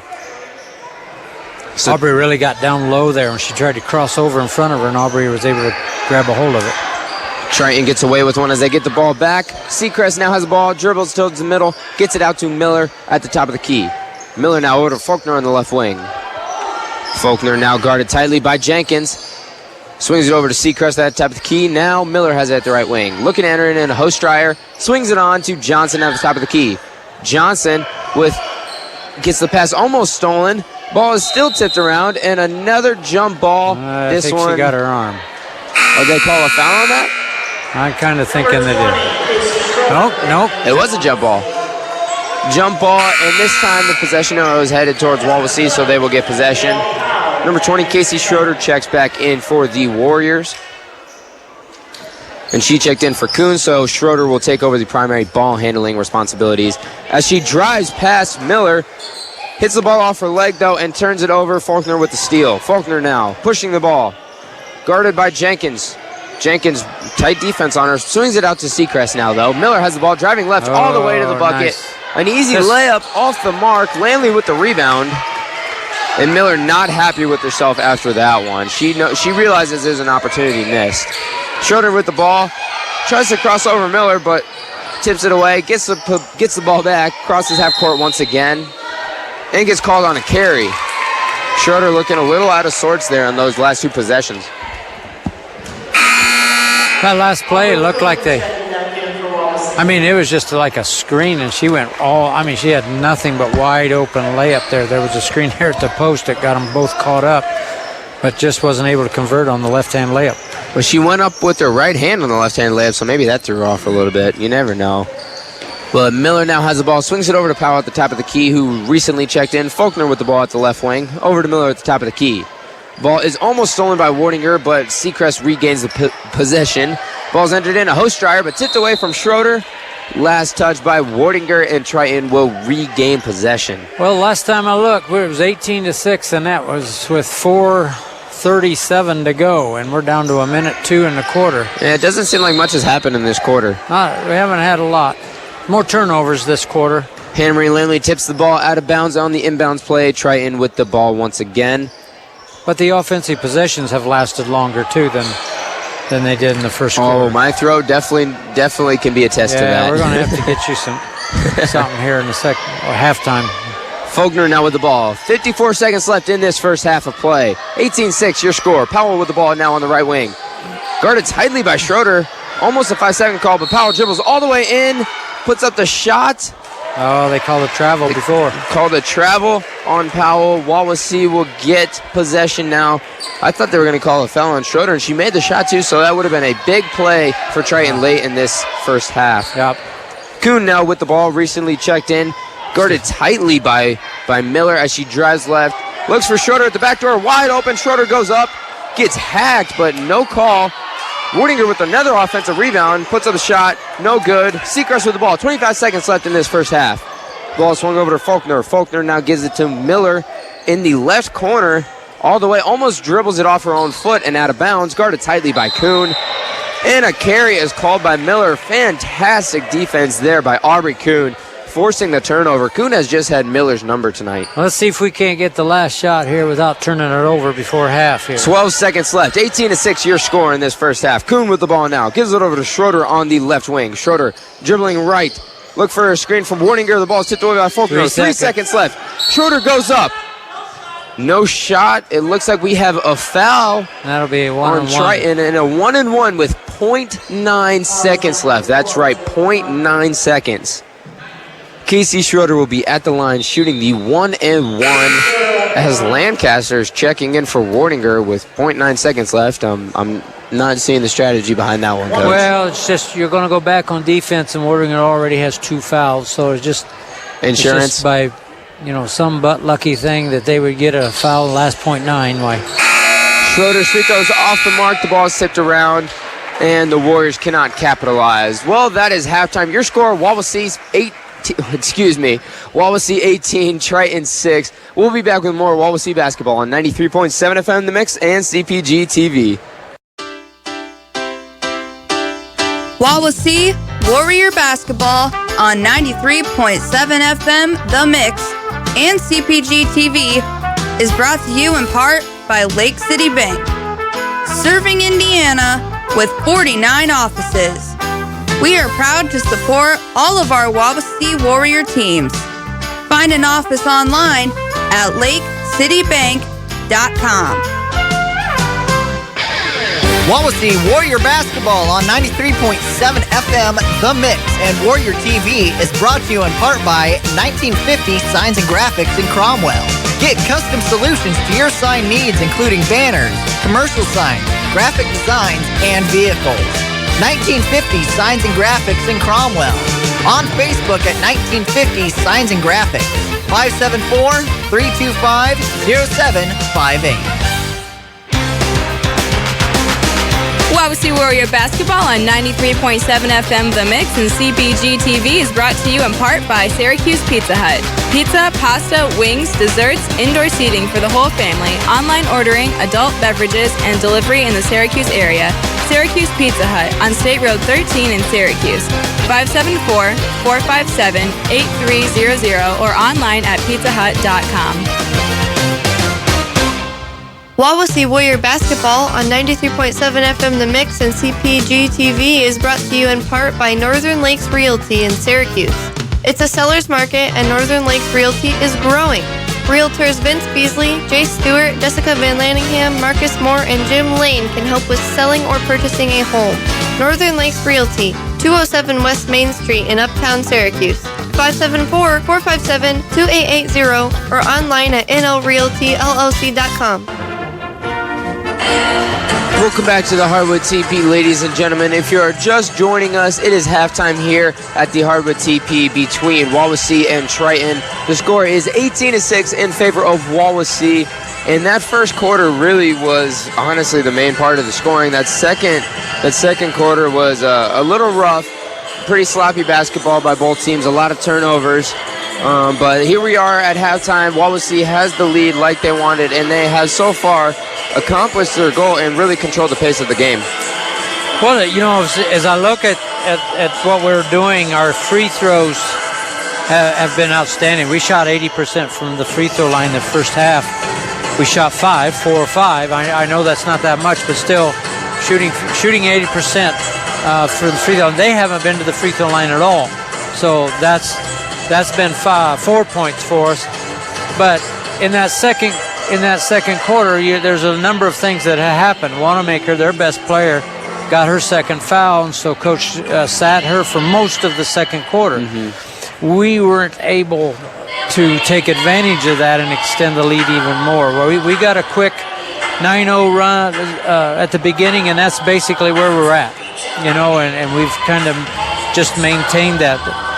Triton having a very difficult time finding any offense inside. I think I can only recall one time an inside basket on a post feed, and the rest have been drives like jump shots where they're floating. Wanamaker hit one floater, and then she also pulled up for a jump shot. But the other bucket was from Johnson down there in the post, like you were saying, that one time that they entered it in. So for 6 points, I can remember the three times they scored. That's how much. That's not normal. So defensively, we're doing a really nice job of keeping them disrupted. Offensively, and the possessions have been long, Andrew. They've been extremely long. There was no one that scored after 3:37 there was no field goals. Nothing happened really there. There weren't many shots either. Well, it was just you talked, for crying out loud. You talked for over a minute in one possession there. And that's a long time. Man, it's a long time to play defense. And it's a long time to hold the ball without turning it over against that pressure too. So it's been a rather quick first half because of that. But now that, we got 8 turnovers, they got 12. The turnover ratio happened in spurts, if you'll recall. It's like we changed possession 3 or 4 times during one shot. So it makes it seem like it's real ugly. But it hasn't been that bad. It's just been long possessions, and each team's just taking their time getting what they want. And, we hit some nice threes, early, and kids coming in and just fulfilling their roles. It's neat for me to sit here and watch this team, different girls stepping up and just filling a role. Yeah. Not a main role, not the role, not a ball, but just filling a role. And I think that the Atkins girl seems to come to my mind. Morgan Atkins. Morgan is just. She's just kind of sitting over there in the corner. She's a small little booger, so you lose track every once in a while, and then all of a sudden she gets a wide open three and then nails it. That is a backbreaker for somebody, and she's fulfilling that role beautifully. And Wawasee's defense right now has been absolutely fantastic. Only 6 points allowed in that first half. You really have to give credit where credit is due. And I remember back in my playing days, we used to do a drill called perfect defense, and coach would put 30 seconds up on the clock. You couldn't allow a basket. You couldn't even allow a good shot. And Wawasee has had to play defense for quite a long time, over 30 seconds, multiple times. Like you were talking about, that one possession was over a minute long. And so the fact that they can keep playing this high level of defense for that long of a time, I mean, you do get tired. They're still human. They're still, they get tired, they get fatigued. But the fact that they're just pushing through and still, not allowing really any quality shots from Triton is just really a test to Coach Carpenter and the preparation that they had for tonight. Well, you can drill in practice. You can, we had a stat when I was coaching that we took a number of our games for several years back, and on an average, a defensive possession on an average lasted about 12 seconds. And so we would drill, put 15 seconds on the clock. You could do all that.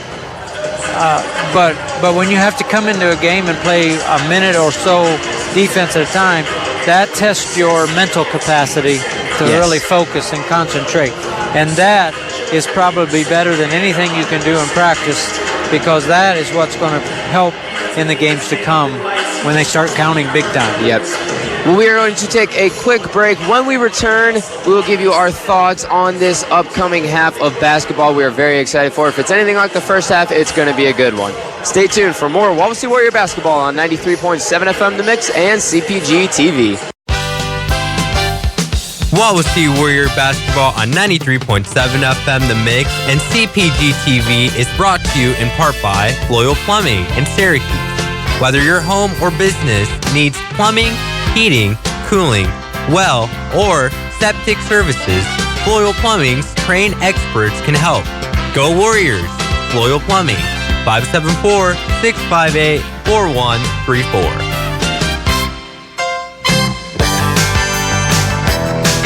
Wawasee Warrior Basketball on 93.7 FM The Mix and CPG TV is brought to you in part by Chubby's Pub and Grub, Wawasee Bowl, and Joe's Ice Cream Supreme in Syracuse. Family bowling, burgers, wings, fries, pizza, daily lunch and dinner specials, and ice cream for dessert. Chubby's Pub and Grub, Wawasee Bowl, and Joe's Ice Cream Supreme on State Road 13 in Syracuse. Proudly supporting our Wawasee Warrior athletes. Wawasee Warrior Basketball on 93.7 FM The Mix and CPG TV is brought to you in part by Brook Point Inn in Syracuse, offering an indoor saltwater pool, romantic getaways, cabin rental, zip line, a weekly yoga and water aerobics class, and facilities for your wedding, private party, or event. Brook Point Inn, just west of Burger King in Syracuse, 574-457-4466 or online at brookpointinn.com. Wawasee Warrior Basketball on 93.7 FM The Mix and CPG TV is brought to you in part by Sox Marina, a full-service marina on the east side of Webster Lake, selling new trifecta pontoons, polar craft boats, Mercury, and Tohatsu outboards. Sox Marina can take care of all of your boating storage, sales, and service needs. Online at soxmarina.com or 574-834-2894. Go Warriors! Wawasee Warrior Basketball on 93.7 FM The Mix and Warrior TV is brought to you in part by Pilcher Shoes in North Webster. For over 70 years, Pilcher Shoes has helped with hurting feet. They offer Brooks running and walking shoes in all sizes. Open Monday through Saturday from 10 a.m. to 6 p.m. Pilcher Shoes on State Road 13 in North Webster, 574-834-7463 or online at pilchershoes.com. Welcome back to the Hardwood TP, everyone. We are moments away from second half action here. Coach, what are you looking for in this second half from, let's go with Wawasee? Well, very much the same. You know, Coach came out with almost 5 minutes left in the halftime. So sometimes and your team's playing well defensively to hold a team to 6 points. There's just not a lot to say.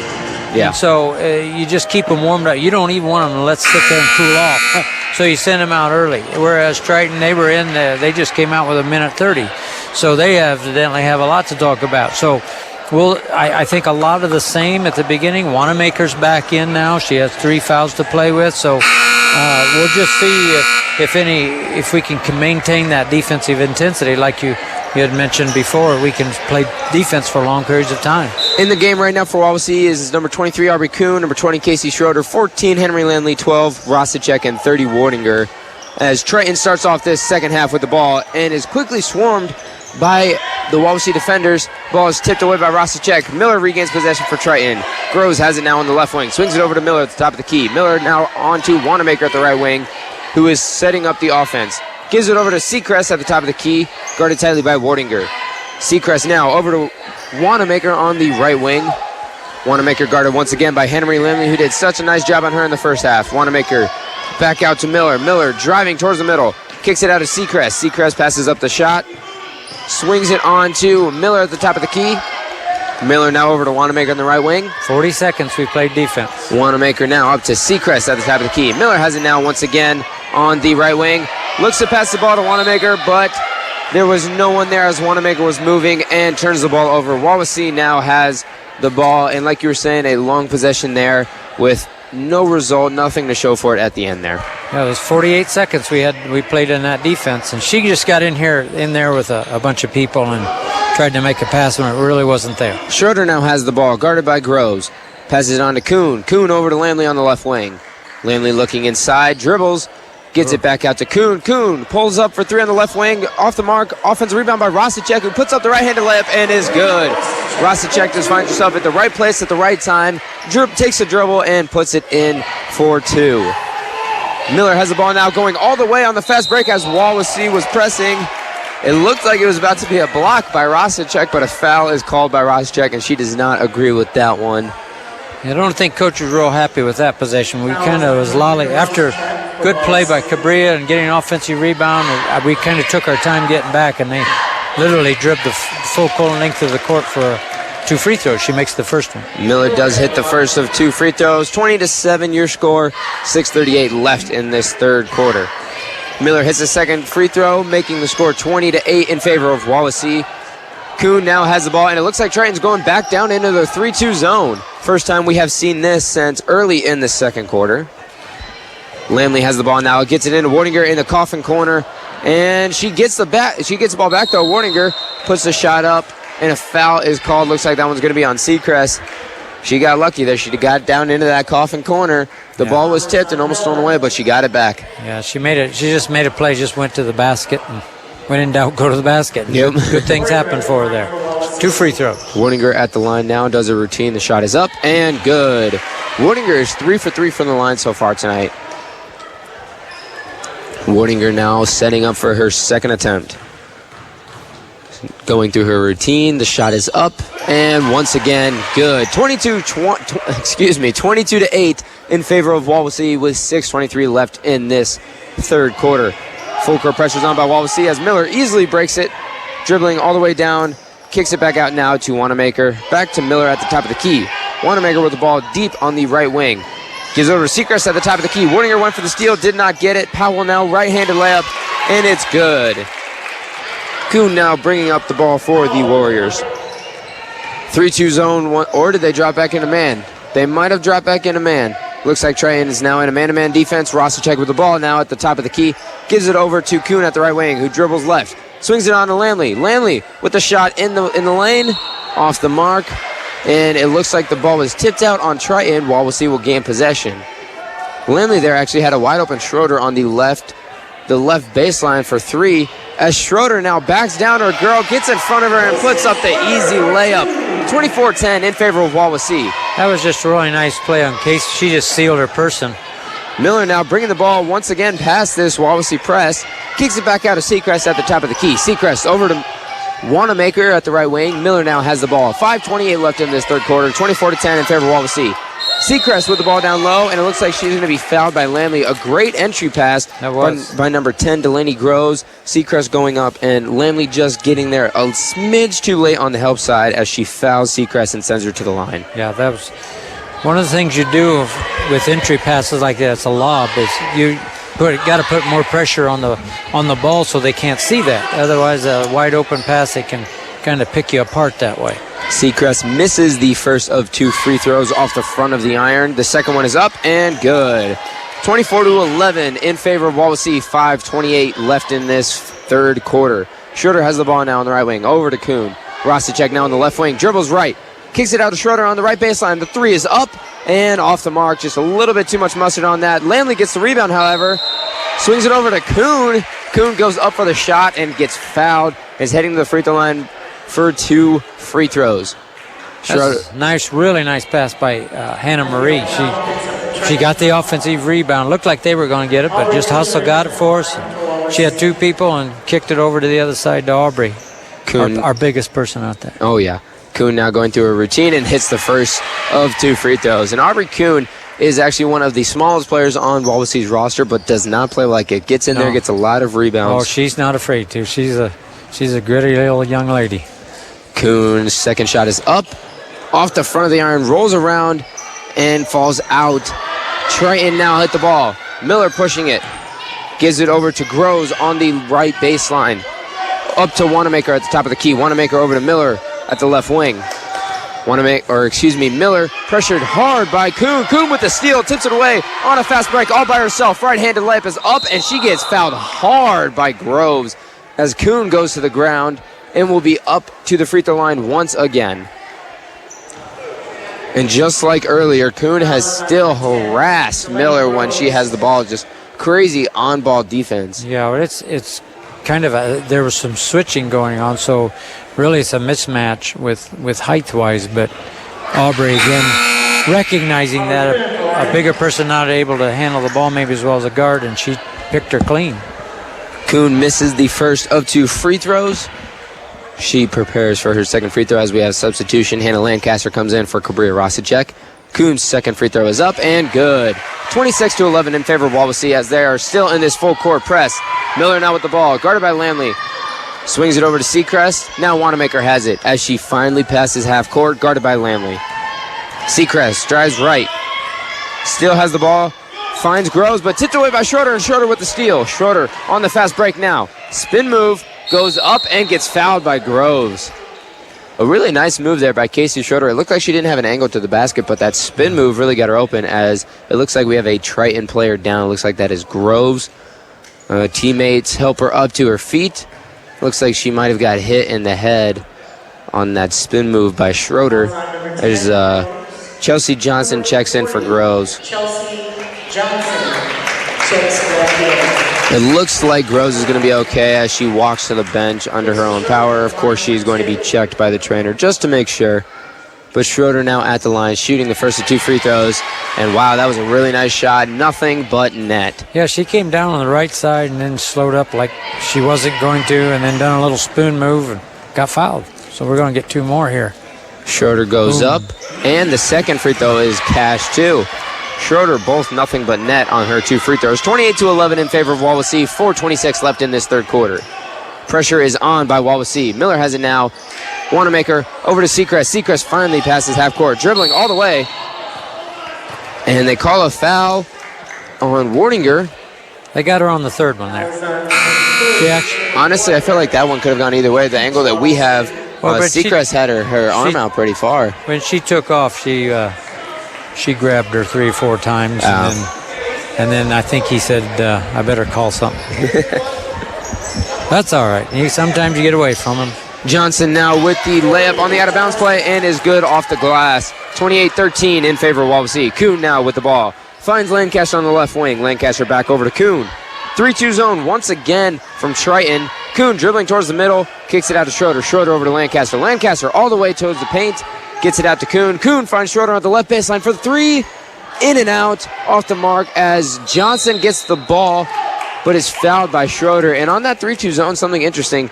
Chelsea Johnson for Triton, who is one of their tallest players, was actually up front in that 3-2 zone.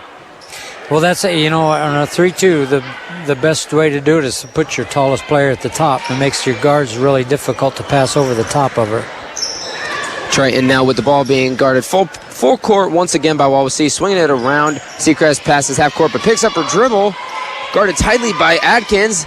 Finds Powell, who was guarded tightly by Lancaster, and a foul on Lancaster. Triton really has not figured out this Wawasee pressure, but have been bailed out multiple times on fouls. Yeah, we're being really aggressive right now, which is fine, and just got to do that kind of pressure without reaching. Triton now with the ball out of bounds as Seacrest gives it over to Miller. Guarded tightly by Kuhn once again. Let's see who wins this battle this time. Miller now driving towards the paint and is going to be called on a travel on that one. So once again, Kuhn forcing a turnover on Miller as Wawasee has possession now with 3:28 left in the third quarter. 28-13 your score. Lancaster with the ball on the right wing. Looks into Schroeder. Schroeder was posting up there. They do not enter it to her. Rosicek with the ball now, dribbling towards the middle of the paint.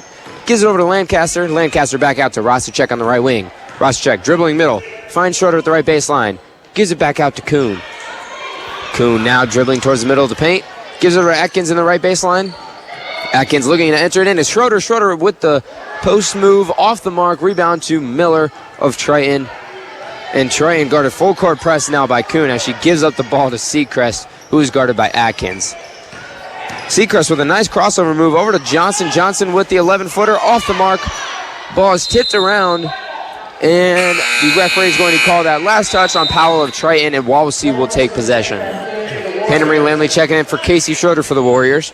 That was our first defensive rebound of the second half, which simply means not that we're not rebounding, but they're not getting shots. They're not getting shots. They've hit maybe one or two the second half, and there was no possibility for a rebound. And Lancaster losing her footing there, but it looks like they're going to call a foul on Wanamaker. That is her third foul. And number 10, Groves, is checking back in for Triton. It's good to see her back out on the court after taking that hard fall when she fouled Casey Schroeder.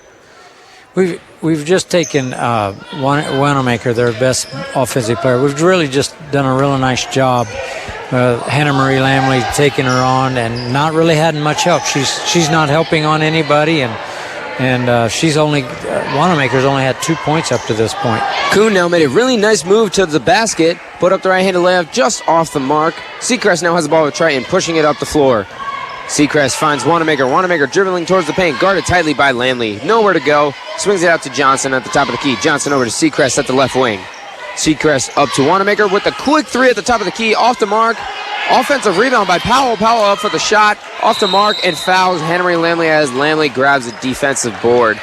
In that offensive rebound from Powell, she just jumped over Hannah Lancaster. Lancaster had the position, but didn't have the height or the vertical to stop Powell from getting that rebound. She was really concentrating on blocking her out, and just if she'd have just turned and jumped a little, she'd have got over the back. But she was still concentrating on the block out. That happens. Schroeder now recently checked in for the Warriors, has the ball at the point. Over to Lancaster, the left wing. Lancaster drives baseline out to Rosicek for three at the left wing, and is good. Rosicek's first points of the night. A huge three-pointer on the left wing. 31-13 in favor of Wawasee. A minute 40 left in this third quarter. Wawasee still in this full-court press. Wanamaker with the ball now, tipped away by Jenkins, and a timeout called by Triton as Seacrest regains possession. There again, he saved a possession. They were going to probably get a 3-second or a 10-second violation. So a full timeout by Triton head coach. So we are going to take a quick break. We'll be back with more Wawasee basketball on 93.7 FM The Mix and CPG TV. Wawasee Warrior basketball on 93.7 FM The Mix and CPG TV is brought to you in part by Lake City Bank, serving Indiana with 49 offices. We are proud to support all of our Wawasee Warrior teams. Find an office online at lakecitybank.com.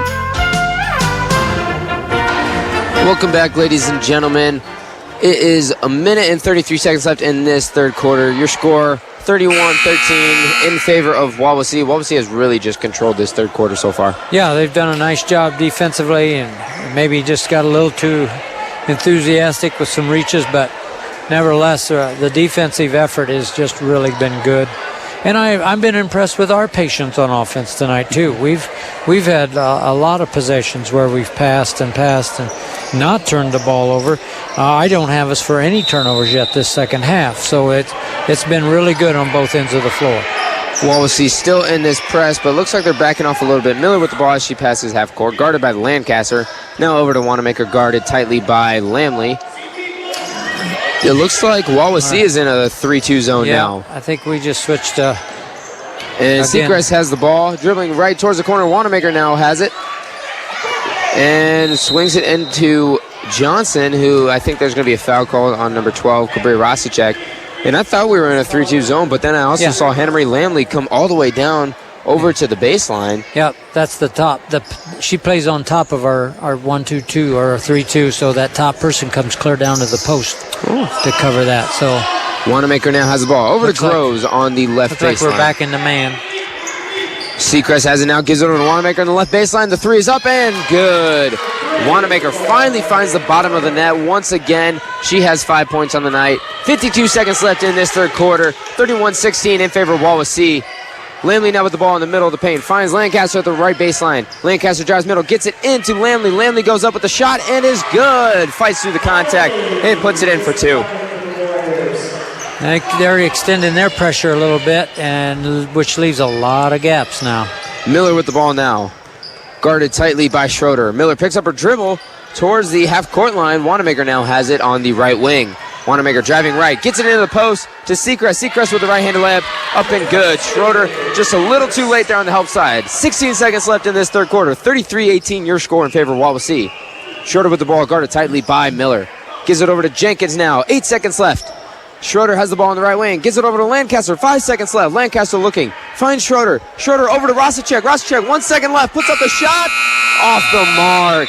Rosicek had a very good look at the basket there. She was on the block, put up the left-handed layup, but could not get it to fall. 33-18 your score. We'll be back with more Wawasee Warrior basketball on 93.7 FM The Mix and CPG TV. Wawasee Warrior basketball on 93.7 FM The Mix and Warrior TV is brought to you in part by 1950 Signs and Graphics in Cromwell. Get custom solutions to your sign needs, including banners, commercial signs, graphic designs, and vehicles. 1950 Signs and Graphics in Cromwell. On Facebook at 1950 Signs and Graphics.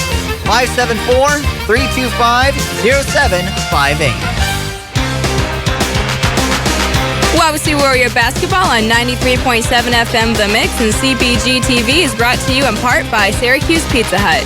Pizza, pasta, wings, desserts, indoor seating for the whole family, online ordering, adult beverages, and delivery in the Syracuse area. Syracuse Pizza Hut on State Road 13 in Syracuse. 574-457-8300 or online at pizzahut.com. Welcome back to the Hollywood DP, everyone. If you are just joining us, we are in fourth quarter action here with your game between Wawasee and Triton. The score is 33-18 in favor of the Warriors. And it looks like Wawasee is going to have the possession to kick off this fourth quarter. Yeah, Triton's in a 1-3-1 now. They're extending their pressure out a little bit from trapping, and we got to be careful. Last two offensive possession for Triton, they had Wanamaker really involved. As the Warriors get the ball down to Lamley on the post, and it looks like she's going to travel. It looked like it was a really nice move by Lamley, but they call a travel on her anyways. She's done that same move for the past 3, 4, 5, however many games we've had. That's first travel. That's a really good move. That's her move. It's a shot fake and a step through. And that was just a really good move. Groves has the ball now. Swings over to Wanamaker on the left wing. Wanamaker driving towards the baseline. Met by Jenkins. Puts up the shot anyways. And blocked by Jenkins. Out of bounds. Triton will gain possession. Fantastic help side defense there by the freshman. Yeah, she was over there in plenty of time and didn't hack down. She just kept her arms up. That was good. Miller now has the ball on the left baseline. Gives it over to Wanamaker, but stolen by Lamley. Ball is tipped around now. Lamley does gain possession, and it looks like she's going to take over the point. Nope. Gives it over to Kuhn, who crosses half court. Kuhn now dribbling all the way into the paint. Bad pass over to Schroeder, off of her legs. Miller streaking down the court. Puts up the left-handed layup, and good. 30-20, 7:13 left in this fourth quarter. Kuhn now has the ball as they pass his half court. Triton still in this 1-3-1 defense. Schroeder now has the ball. Gives it over to Jenkins in the right baseline. Jenkins drives middle, looks to put up the shot, and a foul is called on number 10, Delaney Groves. And Triton, it looks like that is going to be, is that their 8th foul? Looks like that's going to be their... we're 1-1 now. Jenkins is shooting 2 because she was going up for the shot as the first free throw drops. But like Coach said, we will be in the bonus and shooting a 1-1 for the rest of the game. 34-20, your score. 7 minutes left in this game. Jenkins going through a routine. The second shot is up and off the back iron. The ball is tipped around, goes all the way out to Kuhn as she gets the offensive rebound. Finds Lamley in the middle, swings it out to Schroeder. Schroeder tries to skip pass over to Rosicek, picked off by Wanamaker. Wanamaker now brings the ball past half court, guarded by Lamley. Swings it over to Miller at the top of the key. Over now to Faulkner. Recently checked in. Faulkner picks up her dribble and throws it away. Rosicek with the steal. Rosicek pushing. 3-on-2. Goes up for the right layup. Through the contact. And they call a charge on Rosicek. Taken by number 20, Abigail Powell. I guess she dropped her shoulder a little bit too much on that one. Yeah, there was a lot of contact. That was for sure. Well, you know what? We get the aerial view. That's true. And they get the right on. I know Coach is discussing it with him right now, but it's such a judgmental call, and you got to do it on a split second, and so you can't second guess yourself when you start to make a call. It's not a job I want. I'm happy with my job behind the microphone. Seacrest has the ball now. Swings it over to Miller at the right wing. Miller guarded tightly once again by Kuhn. Swings it over to Faulkner at the top of the key. Faulkner swings it on to Wanamaker at the left wing. Tries to enter there in the post. Bad pass.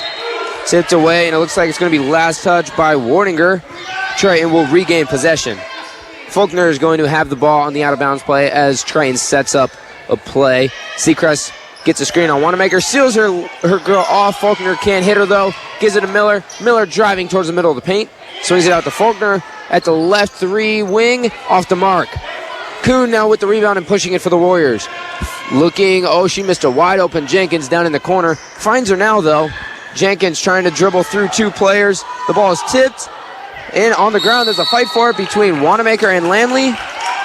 That's quick thinking on Wanamaker. She's on the floor and she was sitting on the floor, and the ball come back right into her lap, and she called timeout before they could tie her up. That is definitely a senior move right there by number 12, Wanamaker, and they are going to take a full timeout, so we're going to take a quick break. We'll have more Wawasee basketball when we return on 93.7 FM The Mix and CPG TV.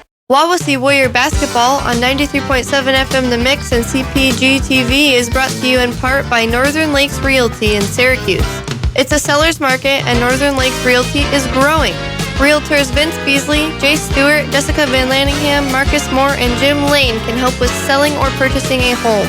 Northern Lakes Realty, 207 West Main Street in Uptown Syracuse. 574-457-2880 or online at nlrealtyllc.com. Hello, everyone, and welcome back to the Hardwood TP. It is fourth quarter action here. The score is 34-20 in favor of Wawasee. If you are just joining us, I'll recap you a little bit. Wawasee really jumped out to a huge lead in the first quarter. Not much happened in that second quarter. A lot of defense and long possessions, not much scoring. And in that third quarter, Wawasee jumped out to another lead, but Triton has started to reel it back in a little bit in this fourth quarter. Yeah, a little bit. They've shown some signs of some offensive power, but again, our defense is bending, but it hasn't been broke. So they're going to continue to put pressure. Hannah Lamb, I'll get her name right here first. Hannah Marie's doing a really nice job on her. And Triton turned the ball over at first, but then took it right back. Powell with the shot. And is off the mark, but a great save by Seacrest as the ball was going out of bounds. Triton still with the ball now. Faulkner has it, finds Seacrest on the left wing. Seacrest drives to the paint. Off the mark, but gets her own rebound once again. They're out hustling us right now on this possession. Faulkner now has the ball at the top of the key. Guarded by Jenkins. Freshman on freshman battle right there. Miller has the ball, guarded tightly by Kuhn once again.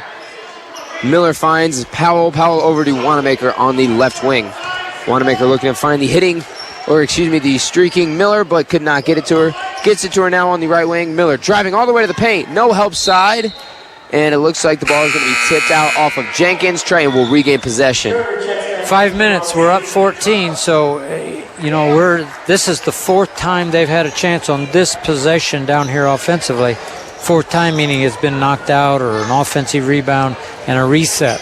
So 4 times this time down the floor. So it's there. There's a great baseline defense from Wawasee. Lamley tips it away. Schroeder ties it up for the jump ball, but the possession arrow stays with Triton. So this is the fifth time. A fifth opportunity in this one possession for Triton to get a bucket, which is a must-need bucket at this point in this game. And Kuhn tips the ball away from Miller once again, and a foul on Miller. Kuhn has just totally had Miller's number all night long. So that, I can't say enough about our kids' focus and their concentration, because there's several times you could get kind of dejected and it's like, wait a minute, what's going on? And fifth time on that one possession, but we stayed with it and got a turnover. Now we're going to get 2 free throws to possibly extend it to 16. Rosicek goes to the line for the 1-on-1 and hits the first free throw on the front end of a 1-on-1 is crucial. And Rosicek, probably one of the better free throw shooters on this team, although this entire team can really shoot the free throw very well. The whole team, yeah, tonight they're doing a really nice job. I think we've only missed 3. Rosicek goes up for her second shot and is nothing but net. She hits both of the 1-and-1 free throws to extend the lead 36-20 in favor of Wawasee. Faulkner has it now, guarded by Schroeder. Looking for Powell at the middle, almost tipped away by Warninger. Powell regains possession, however, and the ball is tipped out of bounds off of Wanamaker. And Lamley with great defense, but the ball goes off of Wanamaker's hand. Wawasee gains possession. That was just nice hands by Hannah Maria, just causing her fits. Hannah's she's not helping off of her at all. She's just staying right there, and it's making it tough for Triton's teammates to get her the ball. Triton still in their 1-3-1 defense. Rosicek has the ball now at the left baseline. Tries to enter it into Lamley. Lamley has nowhere to go with it and turns it over. Miller now pushing it and gets the foul on Kuhn. That will be Kuhn's first foul of the night. However, that will be the 8th team foul. How is that possible? Her first foul? Yeah, that little stinker she is. She gets right in there after it. I only have 1 foul in the fourth quarter. That's a really nice job. And that's not saying anything bad. That's just saying she's done a tremendous job defensively moving her feet without her hands tonight. And she's been aggressive, don't get me wrong. But I'm saying 1 foul in the fourth quarter, wow. Miller gets the friendly roll off the iron, and the ball goes in for the first free throw. Second free throw does not get the roll, however, but an offensive rebound by Powell. Kicks it out to Miller. Miller drives, baseline, puts it up, and the ball bounces around the iron. But Powell gets the rebound once again, swings out to Wanamaker for 3 on the right wing, off the mark. And Cobria Rosicek saving the ball as it's going out of bounds. Wawasee finally getting a rebound. 36-21, 4 minutes left in this fourth quarter. Timeout called by Coach Carpenter, just trying to reset his girls. A 30-second timeout, so we will keep it here. But Triton really showing some fight here at the end. This is really an important part of the game because Triton shows signs of having some offensive power here, and our defense is stepping up. But you got 4 minutes left in the game. You're up 15 points. You're in command. You just don't want your kid. You want your kids to finish strong in these last 4 minutes and not give them any offensive runs where they might even think they can have a run at you. So it's a good timeout just to get things collected and kind of get what you want to do these last 4 minutes of the ball game. You know, that's the thing with Triton. They are showing signs of being a really good offensive and just overall basketball team, but I feel like they might have dug themselves too deep of a hole in this one. They're not going to be able to pass the ball like they've been doing. They're going to have to. Their time is against them now. So Down 15 with 4 minutes left. Kuhn now has the ball as she sets up the offense. Triton still in their 1-3-1 defense. Kuhn now gets past the first woman in the 1-3-1, gets over to Rosicek. Back out to Kuhn. Kuhn now looking for Schroeder, gets it to her finally. Schroeder back over to Kuhn. Kuhn looking for Lamley, gets it out to Schroeder. Wardinger has it on the baseline, enters it into Lamley. Schroeder over to Kuhn. They're really skipping the ball now. Lamley with it in the middle. Back out to Kuhn. Over to Schroeder on the right wing. Schroeder skips over to Kuhn on the left wing. Kuhn drives all the way, puts up the floater, and is fouled. A touchy call there. And she was going up for the shot, so she will be shooting 2 guaranteed free throws. However, the next foul by Triton will put Wawasee in the double bonus, so they will be shooting 2 free throws for any foul the rest of the game. Rest of the game. Last 3.5 minutes. Kuhn going through her routine. The first free throw is up and good. And that will be Kuhn's 5th point of the night. And correct me if I'm wrong, but I believe they're all coming from the free throw line. Or Yeah, I think might you're have right. she might have had one layup, but most of her points are coming from the free throw line as Hannah Lancaster checks in for Caitlin Wardinger. Kuhn's second free throw is nothing but net. 38-21 in favor of Wawasee. 3:30 left in this game. It's good to have a young man beside me that has a good memory. Well, that's honestly surprising, Coach, because it's not very often. Just ask my teachers. Groves has the ball now at the top of the key. Guarded tightly by Schroeder. Picks up her dribble finally, looking for an open teammate. Can't find one. And a timeout called by Triton. Good heads up play there by the Triton coach. 30-second timeout. Getting some strike. Kind of getting his girls collected here. 38-21, your score in favor of Wawasee. 3:12 left in this game. Everything just sort of everything sort of points to that first half of Triton and really not being able to put the ball in the hoop, and it looks like it's going to hurt him here. Yeah, and Coach got his wish. He didn't want the game in the 20s. He's got 38 points. They're in the 20s, but I don't think he wanted to be in the 20s, and he's not. So that's a goal accomplished, and the defense, the girls' defense, has been really, really good tonight without not much reaching, just being in good position, and has eliminated offensive punch completely of what Triton's trying to do. And the biggest thing, Triton is used to being the best defensive team on the floor tonight, and that has not been the case here tonight. Wawasee has really controlled the pace on both sides of the ball, offensively and defensively, really throwing Triton out of rhythm. Yep, definitely has. Wanamaker, a pass to Wanamaker by Miller.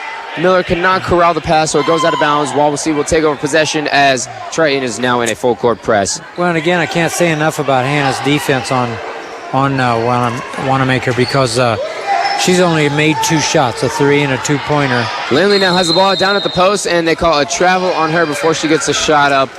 So Wawasee cannot do anything with the Triton turnover. 38-21, 2:53 left in this game. Miller has the ball guarded tightly by Kuhn. Miller over to Seacrest. Seacrest now over to Faulkner on the left wing. Faulkner guarded tightly by Lancaster. Faulkner all the way to the hoop. And the shot is off the mark, but a foul is called on number 20, Casey Schroeder. Casey Schroeder had really good help side defense there. She looked like she was going to take the charge, but didn't fall. Yeah, it's just I don't know the difference between that call and the other end call where they did call a charge. On Cobria? Yeah, but, it's just she didn't really have her shoulder square, and I didn't think the other end had her shoulder square either. But sometimes you sell it better than others. Yeah, we have an aerial view. That's going to be my excuse all year long, too. Faulkner hits the first free throw but misses the second as Triton is still in their press. Kuhn finds Rosacek, who goes all the way to the hoop, puts up the left hand on the left, and one. She gets the bucket to fall with the foul, and Rosacek is going to the line to try to complete the three-point play. And going back to this blocking call compared to the charge call, I think one of the biggest differences is that, both players were set and ready. It's just the difference was that the Triton player was really, sold it and fell, where Casey just kind of took it and like, you're not going to knock me over, as Rosacek misses the free throw. Miller brings the ball down the court. Wanamaker puts a three up in Landley's face. Off the mark. Seacrest gets the offensive rebound blocked by Rosacek, and the ball is tipped out off of Rosacek. Triton will regain possession. Wanamaker just kind of seemed desperate to score there with the long three-point on the right wing with Lamley right in her face. They need her to. She's just not able to get free. Miller now has the ball at the top of the key. Swings it over to Faulkner on the right wing. Faulkner looking for someone guarded tightly by Lancaster. Finds Powell, and a foul is going to be called. Let's see who this foul is called. It's going to be on Wawasee, so Powell will be shooting free throws. It's either on Atkins or Kuhn, and it looks like it's Atkins. Atkins picks up her first foul of the game, and wow, we have three players who have played pretty big minutes, only having one foul in this one. That means we're non-aggressive, or we're just really doing good positional defense without reaching, and it's the latter. It's not the first. We've not been passive at all. We've been very aggressive. Powell hits the first free throw off the mark on the second. Kuhn gets the rebound, tries to push it up the court because there is a press. Atkins was jumping up and down, trying to call for the ball. She was wide open down by the bucket. Lancaster looking for Schroeder, throws it away. Miller has the ball now, trying to dribble through Kuhn, and Schroeder is not able to complete the task. Kuhn steals it and gets fouled, and Kuhn will be going to the line to shoot two free throws as Wawasee is in the double bonus. So these last 2 minutes have kind of, the last 2 minutes, we called the timeout at 4, and it's just kind of turned a little bit more ugly. Turnovers, fouls, and I'm sure that you always want, as a coach, you want your team to be perfect, but those last few minutes you want it to just finish well, And Kuhn does finish that first free throw off there. That first free throw is good. So hopefully we can just get these last 2 minutes and just make it a clean bill here. Kuhn's second free throw is up and good. So we're up 19, 42-23 with a minute 54 to go. And number 10, Kenzie Smith, checks in for Aubrey Kuhn. Kuhn had a wonderful night, both defensively and offensively, hitting multiple free throws and really taking it to Miller down on the defensive end. Seacrest now has the ball, guarded tightly by Schroeder. Gives it to Powell at the top of the key. Powell back to Seacrest on the left wing. Seacrest looking into Miller, can't find her. Wanamaker now with the ball, pulls up from the 18-foot mark, off the mark, but Powell gets the offensive rebound, and a foul is called on Wawasee. I think they're going to get Kenzie Smith on that one. Powell's another one. Honestly, reminds me of kind of like a Caitlin Warniger. Not very big, but really aggressive, getting in there, getting a lot of rebounds. And they really have out on the offensive boards. They've got 8 to our 4 this half. Powell now going through her routine. The first free throw is up and good. Jenkins is checking in for Wawasee. She's checking in for Henry Lamley. She ought to get a nice hand because she's going out with a minute 35 and really has taken their best player just totally out of the game with only 5 points. So she's done a really nice job defensively. Powell's second free throw is up and off the back of the iron. Lancaster with the rebound, dribbling down the right sideline. Gets it over to Smith. Smith down to Jenkins. Jenkins over to Atkins. Wide open for a layup and puts it in. 44-24 in favor of Wawasee. A minute 20 left in this one. And it really does seem like Triton just dug themselves too deep of a hole and won't be able to get out of it. However, Seacrest going to the hoop, getting the basket and getting fouled. Trying to go to the free throw line now to complete the and one. Just as I said something, now she completes it. She gets to the line for an and one. Yeah, that was a nice move. She split us, and we just slapped down on the way out. She puts it up and off the back iron, gets the friendly rolling in. Jenkins now with a beautiful pass over to Atkins. Atkins over to Smith with an easy right-handed layup. And in 2 possessions in a row, we've got wide open layups and have been able to capitalize on them. 46-27 in favor of Wawasee. A minute left in this one. Miller now driving, finds Faulkner on the right baseline. Faulkner now out to Wanamaker. Wanamaker over to Seacrest at the top of the key. Seacrest is down to Powell. Powell loses the ball, regains it though. Gives it over to Miller at the right baseline. Miller driving baseline. Putting up the reverse layup. Reverse layup. Off Nice the mark. job. Lancaster now 2-on-1. She pulls it out though. Smart play. 40 seconds left in this one. Atkins with the ball now. Looking out to Lancaster. Ball is tipped away by Faulkner and out of bounds. Wawasee will stay here down at the offensive end with possession. 34 seconds left, 46-27, your score in favor of Wawasee. Atkins has the ball out on the sideline. Finds Smith. Smith lets it We go. still get it. A smart move there by Smith. Stay on your feet, babe. She loses her. There you go. That loses away, her balance. Curly Neal. She has to pass half court. Schroeder with the ball now. Pass. Oh. And she, wow. I guess that was pretty good stuff. That was fun. They might have gave him a little bit extra time there to get across half court. She Who fell knows? But down, and she kept her dribble, got back up, got tripped again, fell down. 12 seconds left. Curly Neal, for those who remember him. It looks like Wawasee is just going to hold Younger the generation is going, what the heck? Yeah, Who's Curly Neal? I don't know who that is. I'm sorry. My You got gracious, me. Andrew. That is the ball game. Your final score, 46-27. Wawasee picks up the win here tonight. When we return, we will have our postgame show along with our coaches interview. So don't go anywhere yet. We've got a lot more to talk about. We'll be back with more Wawasee basketball on 93.7 FM The Mix and CPG TV. Wawasee Warrior basketball on 93.7 FM The Mix and CPG TV is brought to you in part by Loyal Plumbing in Syracuse. Whether your home or business needs plumbing, heating, cooling, well, or septic services, Loyal Plumbing's trained experts can help. Go Warriors! Loyal Plumbing, 574-658-4134.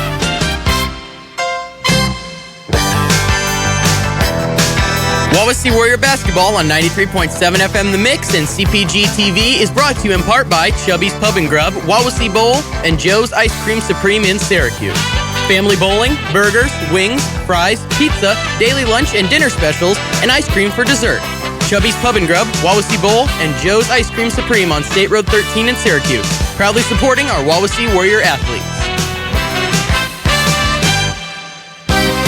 Wawasee Warrior basketball on 93.7 FM The Mix and CPG TV is brought to you in part by Brook Point Inn in Syracuse, offering an indoor saltwater pool, romantic getaways, cabin rental, zip line, a weekly yoga and water aerobics class, and facilities for your wedding, private party, or event. Brook Point Inn, just west of Burger King in Syracuse, 574-457-4466 or online at brookpointinn.com. Welcome back to the Hardwood CP, everyone. If you're just joining us, you missed one heck of a game from Wawasee. They really played well on both ends of the court, picking up the win. I think the final score is 46-27. Yep. Pretty, if not a couple points off, but Wawasee picked up a huge statement win in this one tonight, improving the record to 4-2 overall. A really great win on both sides of the ball. Yeah, it really was. I mean, the defensive effort on our part was fantastic. I mean, they didn't shoot a free throw all first half, and that evidently was a moment of discussion, I'm sure, in the Triton locker room, because they had no offensive rebounds the first half. They had 12 turnovers the first half, and they came out with 8 offensive rebounds the second half. And then they got to the free throw line, and out of 13, it made 8 out of 13 for 62%. We were shooting 80% at half and ended up shooting 77% for the game, 17-22. Rebounds about the same, 20-21, but like I said, the offensive rebounds really picked up for them because they just weren't being aggressive offense. Weren't even getting shots off, to be honest with you, with only 6 points at halftime, but they picked that up tremendously and ended up with 27 points. So you can see that their offensive output at the beginning of the game, the defensive pressure must have really affected them, and that was I'm sure was part of their conversation at halftime. And they were definitely missing a big presence there in Wanamaker, who picked up those early fouls and sat for most of the second quarter. So they did not have her to help her out in that first half as much scoring-wise. But then also when she was in the game, she really wasn't that big of a factor either, because Landley shut her down defensively and just wasn't letting her have any space to move, to dribble, just wasn't giving her any room whatsoever. Right. They ended up with 22 turnovers. Wow. So we caused 22. We had 15, but the interesting thing about it, third quarter, we had no turnovers.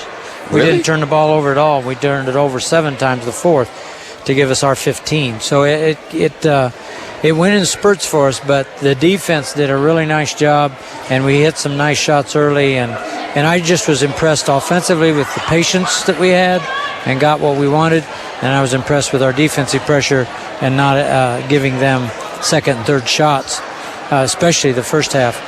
The defensive pressure without fouling was good. Definitely a very well-prepared Wawasee team for this Triton team. They really completed their keys to the game here tonight. They controlled the tempo, they made shots, and they just did a fantastic job defensively. Speaking of a greatly coached game, Coach Carpenter is standing right here by my side. We're going to pass him over the headset and have your coach's interview really quick. While he's setting up, though, I just want to give you a heads up. The girls do not play again until November 28th against West Noble, so they got a little bit of a break off. Coach, first of all, congratulations. Nice. Big win here tonight. You guys really just controlled both ends of the court, defensively and offensively. It looks like the game plan really worked. Yeah, I mean, I thought the girls came out and executed. I'm going to nitpick on things, and even with a 10, 15-point lead, when you have a chance to go against their pressure and they've got some length and some pressure out there and, against their 1-3-1, I want things done right. Mm-hmm. So, I'm going to stay, and I told my girls after the game, look, I'm a little wound up. I get like that but it's because we have expectations of having success and being able to sustain consistent success. And that doesn't change when there's 5 minutes left in the game. Mm-hmm. So I don't want to just wind the clock out. I want to execute. And I want to make sure that they have that mindset too. So, hats off to Triton. They're a little undermanned right now. They've got a couple girls out, one girl out hurt, and but they play hard. They make you play their style for a while. But I did think that we were able to change the tempo a little bit in the second half, and that's what changed the game. And speaking of their personnel, one of your big keys was to contain Wanamaker. Yeah. And Hannah Marie Lindley shut her down all night long. Really wasn't giving her any space to move, dribble the basketball, or just do anything she wanted. So how do you think that their defense was tonight? Yeah, I thought we were really good defensively. I mean, again, we had a couple miscues. Yeah. Which, this is from a coach's side, that's what I see. But I also have to acknowledge the heck of a job our girls did. They followed the game plan. Hannah Marie Lamley, best defender in the conference, said it for over the last year. For a team that hasn't played much man-to-man, up until last year, they've taken to it quickly. We work hard in practice. They give everything they have, and HM just did a heck of a job on Wanamaker. So, hats off to her and for the rest of the girls for communicating and being in help side when they needed to be. And Coach, let's see if I can get this stat here. 17 of 22 from the free throw line. It just seems like every time that your girls were going to the line tonight, you were capitalizing. And, free throws, when you get in a game situations, you're tired. You got all the distractions around you, but it's just muscle memory. So how much do you stress, free throw shooting during practice and stuff? Oh, we work on it. I mean, in every free throw drill we do is competitive. So it's either as a team trying to achieve a certain amount in a time frame, or in small groups or individual, or we know that's a key for us. When you don't have bigs that you can throw the ball into, when you have to be good at everything else, or great at everything else. And when we penetrate and get the ball in the paint, which we did in the second half, you're going to get fouled, and you got to be able to make them when we get there. So tonight, hats off. We're slowly getting better from the line. We're slowly getting a little bit better from the floor, shooting percentage wise. Still missed some shots. I thought there were some calls that didn't go our way, but that's okay. I mean, those were just speed bumps tonight, and we overcame. Mm-hmm. Overall, it was a fantastic game by your girls on both ends of the balls, and you picked up a monster win tonight over Triton. Congratulations, Coach, and thank you for coming up here and talking to us. All right, thanks, Andrew. See you in about a week and a half. Yeah, it's going to be a nice break here for the girls. They get some time off, and they get a chance to refocus for the end half of the season. While the girls are going to be taking a little bit of a break, however, coming up pretty soon is the guys' season. Their very first game is Tuesday, actually, at my home school, Fairfield. You can't listen to that one on 93.7 FM The Mix. However, you will be able to listen to Michael Shetler and Rhett Koblitz on Willie 103.5. Michael and I are actually taking over the job of Rhett and Mason last year on Willie, doing all the guys' home and away games. However, my parents surprised me with a little Thanksgiving vacation, so I'm missing the Wawasee Fairfield game. Not overly excited to miss that one, but excited to go on vacation. So you can listen to Rhett and Michael call that game Tuesday night. Coach, it was a really good night for Wawasee.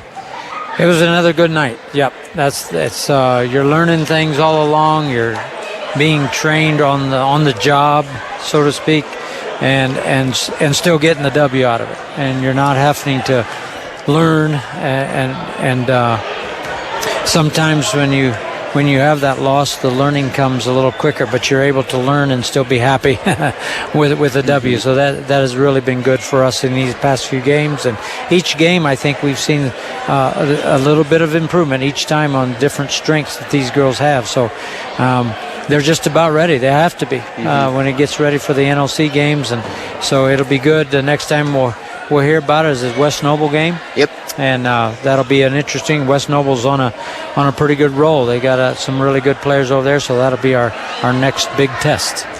Well, before we sign off here tonight, we want to give some quick thank yous to our underwriting sponsors: Brook Point Inn, Sox Marina, Pilcher Shoes, Lake City Bank, 1950 Signs and Graphics, Syracuse Pizza Hut, Northern Lakes Realty, Folio Plumbing, Chubby's Pub and Grub, Wawasee Bowl, and Joe's Ice Cream Supreme.